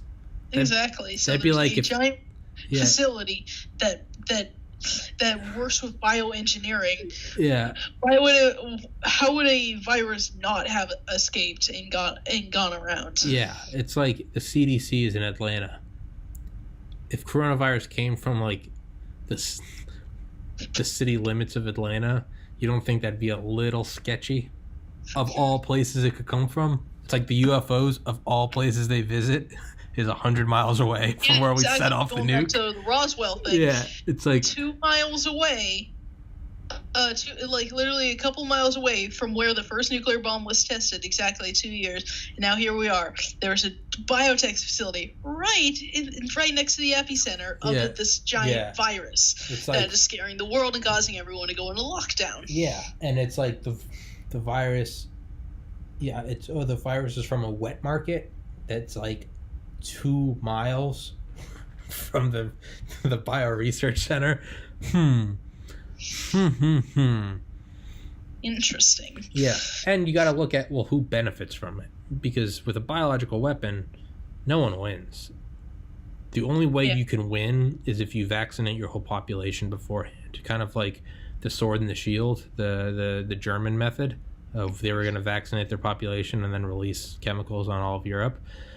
But if you do that, if you vaccinate China against COVID and then release it, well, then it's very obvious what you're doing is a bioweapon, and you're going to be smacked upside the head by some thermonuclear fucking. Right? I mean, there's also a bit of mystery. So if any of you China fans get triggered, I'm sorry, but if we're going to be excluding Shanghai and Hong Kong from this, but if you exclude those as not part of China, Taiwan, Hong Kong, all that, the rest of mainland China, there hasn't been any new cases recently. Yeah. They kind of just stopped there, except if you're in Hong Kong, Taiwan, Shanghai, like those areas that are more independent or were used to be independent. Those areas they're still getting it, but China it just kind of stopped. But you go to like Italy, U.S., Hong Kong, they're still going up. It's still rising. So a bit weird that China's not having any new cases. Maybe it seems like no one in China is dying now. Maybe like they're all vaccinated, HMM. But that's only reported cases. So maybe China's just making it look like they're winning even though they're not. I don't know. It could be also just a regular virus that started because of China. That started in China. It's not related, and they're just not reporting on the case because China with their censorship, they're everywhere with that. Yeah. So either way, it's sketchy. Either their cases have dropped off. Or their cases are skyrocketing and they're censoring everything, which just makes them look just in general, makes them look more suspicious and sketchy. Yeah, because it's just stopped. Either way. There's either explanation. They're still in Hong Kong and Taiwan, which claim they're independent, but China says they're not. Yeah. So they're going up. They're still going up. So maybe they're just getting rid of that. Maybe it was just maybe this virus is caused just to get rid of the Hong Kong protests. That, and then it just went a little off track and went everywhere. It could be a possibility. I think that's a very legitimate possibility. Controlled demo test that did not go as planned. Or went exactly as planned. Because it would be very sketchy if COVID only affected Hong Kong. Then everyone would be like, well, that's really convenient. Well, China could have also, blocked off all travel. Because, as soon as they found Hong Kong and Taiwan things, they could have just, stopped all travel coming in and out of China or something. But that would so they could control it. It would still look sketchy. I think the way to go is you would release something. It'd be like... Yeah. It'd be like if I need to assassinate someone, it's going to be very... very suspicious. The only way to know that if what we're saying is truthful is to actually go to China and go to the top ranking government and find out, but that's pretty much near impossible. So, but it'd be like if you're in a cafe or something and I need you assassinated. what am I going to do? Am I going to have like a bullet just fly through the cafe and hit you? Because now everyone's going, someone assassinated this guy, and who's benefiting from him being assassinated? Or do you blow up a car bomb that takes out every building on the block? Takes out everyone. Oh, you just so happen to be there. It kind of hides it, I need this person dead. Well, what if I can remotely hijack the plane and crash it into the mountain? Well, now everyone's just exactly. Oh, what a tragedy. All those people died. One of the people just so happened to be the CEO of my rival corporation, but all those people died. It kind of hides in the crowd. You got to take out Hong Kong. Like, you can't just snipe that person and be like, okay, that's done, because, okay, they can track where the bullet went. Exactly. Oh, they went there. So what do you find out who was in that building. Boom, we found the killer. But if you just, get some gas to go off and cause the whole building to erupt into flames and kill everyone that's there, well, then maybe seems like something went wrong with the gas line, and go check that out. But, the whole building is gone at that point, so where do we find that out? Exactly. So what better way to do it than to release something? You wouldn't release it in Hong Kong. Better plausible deniability. You release it in your own nation. Well, it couldn't be us. It started here. Yeah, exactly. Oh no, don't look over here. And then it goes over to Hong Kong. It also goes to the rest of the nations in the world. But by this point, you've researched the drug, and you know that this thing is going to, it's going to kill X number of people. It's bad, but it's not the end of the world. And so you're like, this is expected, but you're like, it is in our benefit that it takes out protesting in Hong Kong, because it's a complete smokescreen. Everyone's so freaked out about their own economies tanking that no one's bet. Because think about it.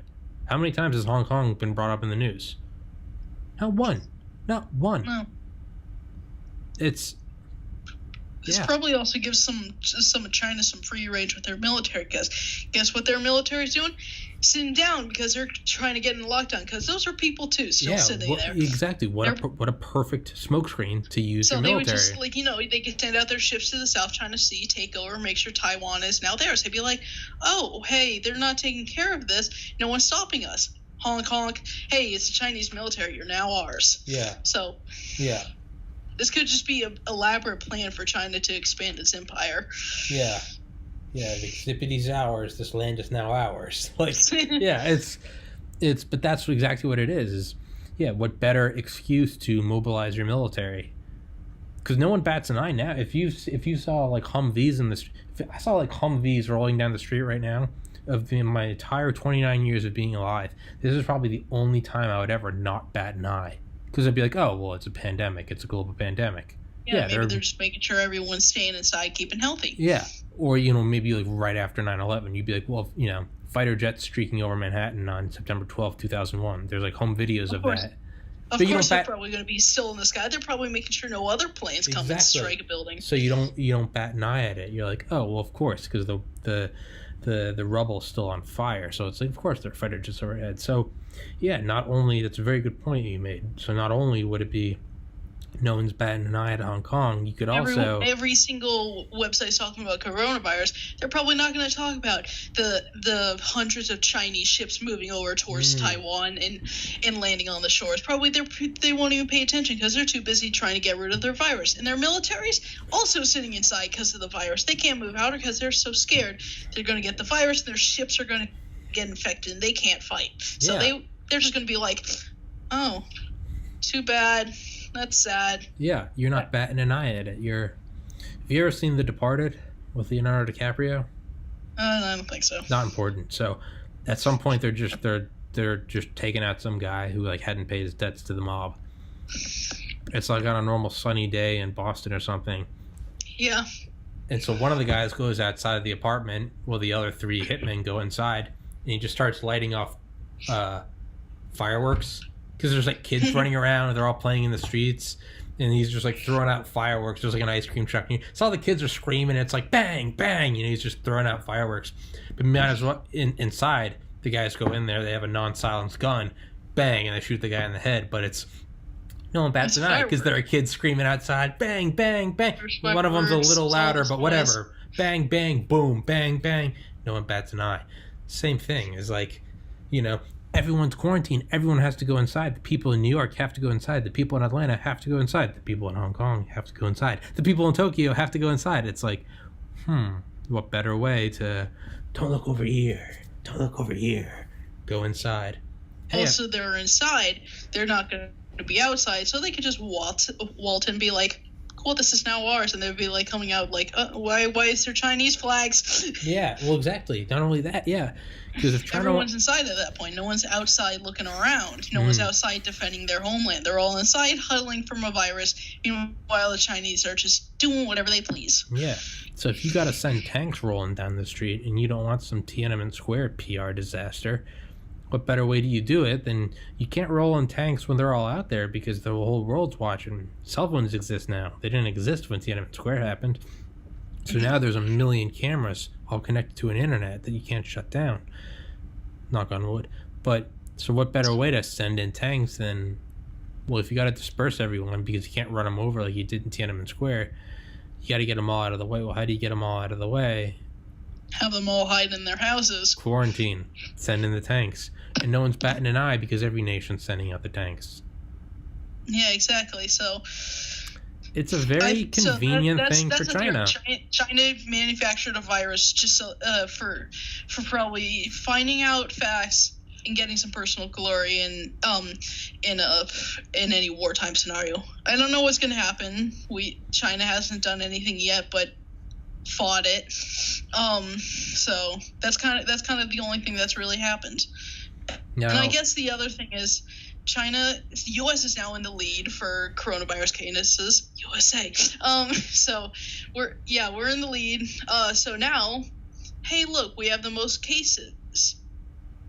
People will start looking to them, start worrying. Everyone's starting worrying about the U.S. because they're all dying. China is like, okay, I see everyone's going above me. Now I can do what I want because no one wants to look at how many cases I have. They want to see who has the most cases. They want to find out who has the most cases. And right now, it's good. And in the future, that might be like Italy and the U.S. and maybe some other nations. Who knows? So they're looking at who has the most cases. They're not going to be looking at China because they won't. Yeah. No, that's absolutely right. And it's... So let's look at it. Could it be the U.S.? And what better way? So we want to wage trade war on China. What better way to get the rest of the world in on it than to set off coronavirus in China and be like, look, they can't be trusted. And look what happens when something bad in China happens. Look what happens to the rest of the world. It affects all of our supply lines. So let's shut down the economy for a month. And, before we start back up again and go back to the old ways, now that we've shut down for the first time in forever, no one alive has ever seen a complete shutdown. Now that it's all shut down, before we start up our supply lines again and are you sure you want to start up with China again? I mean, you got a clean slate. You're never going to have a clean slate like this again. Probably not for another century. Exactly. Do you want to start up with China again? Because, after all, look at them. They started the virus and they didn't report it. Just saying. Maybe you want to start something with anyone else than China. Maybe America. I don't know. Hint, hint, wink, wink, nudge, nudge. I'm not saying China's bad, but what I am saying is that coronavirus started right next to the Wuhan facility. If I wanted to release a virus and wanted to make it look like America, I'm releasing it next to the CDC.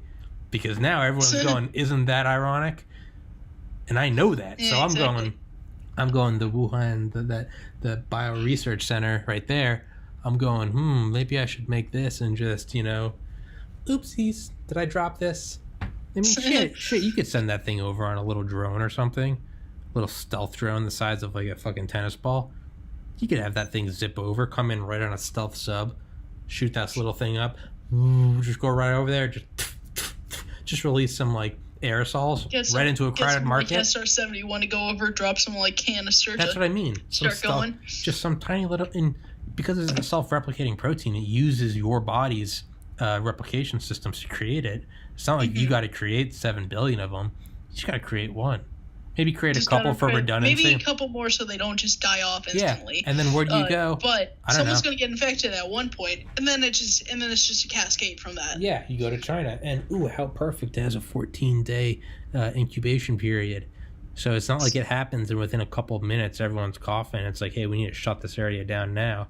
No, what you do is you release it, and 14 days go by, someone gets sick and dies from it. But by then, how many of them have gone and worked on the docks that are shipping shoes to America? And people get those shoes in America, and then they wear them, and they're being shipped inland. And people inland wear those shoes, and then they go to work, and they produce food, and it's just the interconnected globe. I mean, there's something like 48,000 flights a day in the United States. That was in 2001. I mean, this is just crisscrossing. Every train, every subway, every cruise ship, every just flight attendant who's just stopping by in Hong Kong for a day, or Tokyo, or wherever. And it's mishmashing. 14 days go by, someone's sick. By this point, it's all over the globe. Hey, we got to pause the global economy. Everyone's economy is fucked. Before you start up again, are you sure you want to do business with China? Just saying. American flag billowing behind me, you know. Hey, man. China probably can't be trusted. You should watch yourself. You should probably, and it just so happens to be that I'm waging a trade war against China from America, red, white, and blue. But instead of saying, hey, fuck China, why don't I... Because if I just say that, I'm just banking on you agreeing with me. Why don't I make it real? It's one thing if I blow up the Twin Towers and I'm like, hey, all the countries in the alliance, I need you guys to come invade Iraq with me. So what do? You wait a year or two, and then you go blow up those trains and buses in London. Yeah, that's and what now they're Japan feeling did it. During start of World War II. You know how they wanted to declare war on China? They sabotaged a train out past Korea and said it was China's fault, and then they declared war on China. Yeah, dude, it's the oldest play in the book. I mean, shit, we see false flags all the time. Women who punch themselves in the eyes, give themselves a black eye, and blame it on the husband so they can take half. Yeah. We see false flags on the domestic front. What better way to do it than, if I want everyone to join my coalition, my NATO coalition, to go fucking invade Iraq, but everyone's kind of like, 9/11 was bad, but I'm not sure I want to send my troops in to help you guys. Well, zippity-doo, though, I'm going to set off some bombs in the London subway and the London double-decker trains. What day? That was July 7th? That was 7/7? I forget what year that was. Ooh, but now you guys have a bone to pick with Islamic terrorism. Why don't you come help me, And now and if the other countries are smart, they'll get the picture like, hey, you should help America or a terrorist attack is just going to happen. Right? Yeah. So I can say, hey, everyone, you guys should help wage this trade war against China, or you can bring the war to them. And now that everything's in limbo right now, we have time to reevaluate everything. And it's like, I don't know, man. Watch to see if Trump comes back and it's like, we've got some very attractive trade deals, You sure you want to start up with China again? Yeah, so... Are you sure you want to do that? It's all so we're all just waiting down on the 2020 election to see what the hell Trump does to keep himself in office. If it's government secrets or something else. Let's see. Maybe Trump's tanking the economy just so he can bring it back up and be like, look, I saved us from coronavirus. You need me, baby, 2020. Maybe. I don't know. Maybe it really was just a fucking flu. Maybe we're just overthinking things. Because I heard some guy was watching the History Channel, and they were wondering how the pyramids could be divisible by pi and stuff. They're all doing this crazy stuff, and the scientist says maybe they measured it with a wheel, and then everything just went to ape shit. Yeah. It's like, what do they mean by this? And it's like maybe these people who literally thought that they were gods. Maybe you're just overthinking it. Yeah. It's just there's this simple solution. Maybe COVID-19 is the intelligence nightmare of the century because there really was no one behind it, but every other country thinks there was someone behind it. But it really was just a flu. We're really divided at these times because everyone's blaming each other for everything. So maybe it was aliens. they're like, hey, we're gonna show these motherfuckers how interconnected they are, and that the only way to peace and success and prosperism is through teamwork. And look what happens. I mean, that's what they do every 20 year. They just send a new virus, say world peace or death. Yeah, and we usually choose death. Yeah, well, we chose death, and yeah, we've been choosing it. But maybe they're just gonna keep throwing us that card. Hey, let's eventually time. Watch out for 2120, okay? Yeah. All right, bro. That was 3 hours. Jesus Christ. All right. Do you want to call? I will. Yeah. All right, man. Well, okay. Send the link to your friends. Tell those assholes to stop pinging you and to check out the podcast. Because, yeah. All right, Dean. Definitely do another one sometime. I don't know why I'm acting like I'm saying goodbye. I'm going to text you in a minute, but... yeah, we're probably just going to message each other other Reddit notifications and such. Oh, I'm going to send you that. I'm going to send you the number of the Northrop Grumman woman I called. You should give her a call. Be like, hey, will you go on a podcast? Are you affiliated? I'm just gonna be like, yo, my friend said you ghosted him. Please call him back.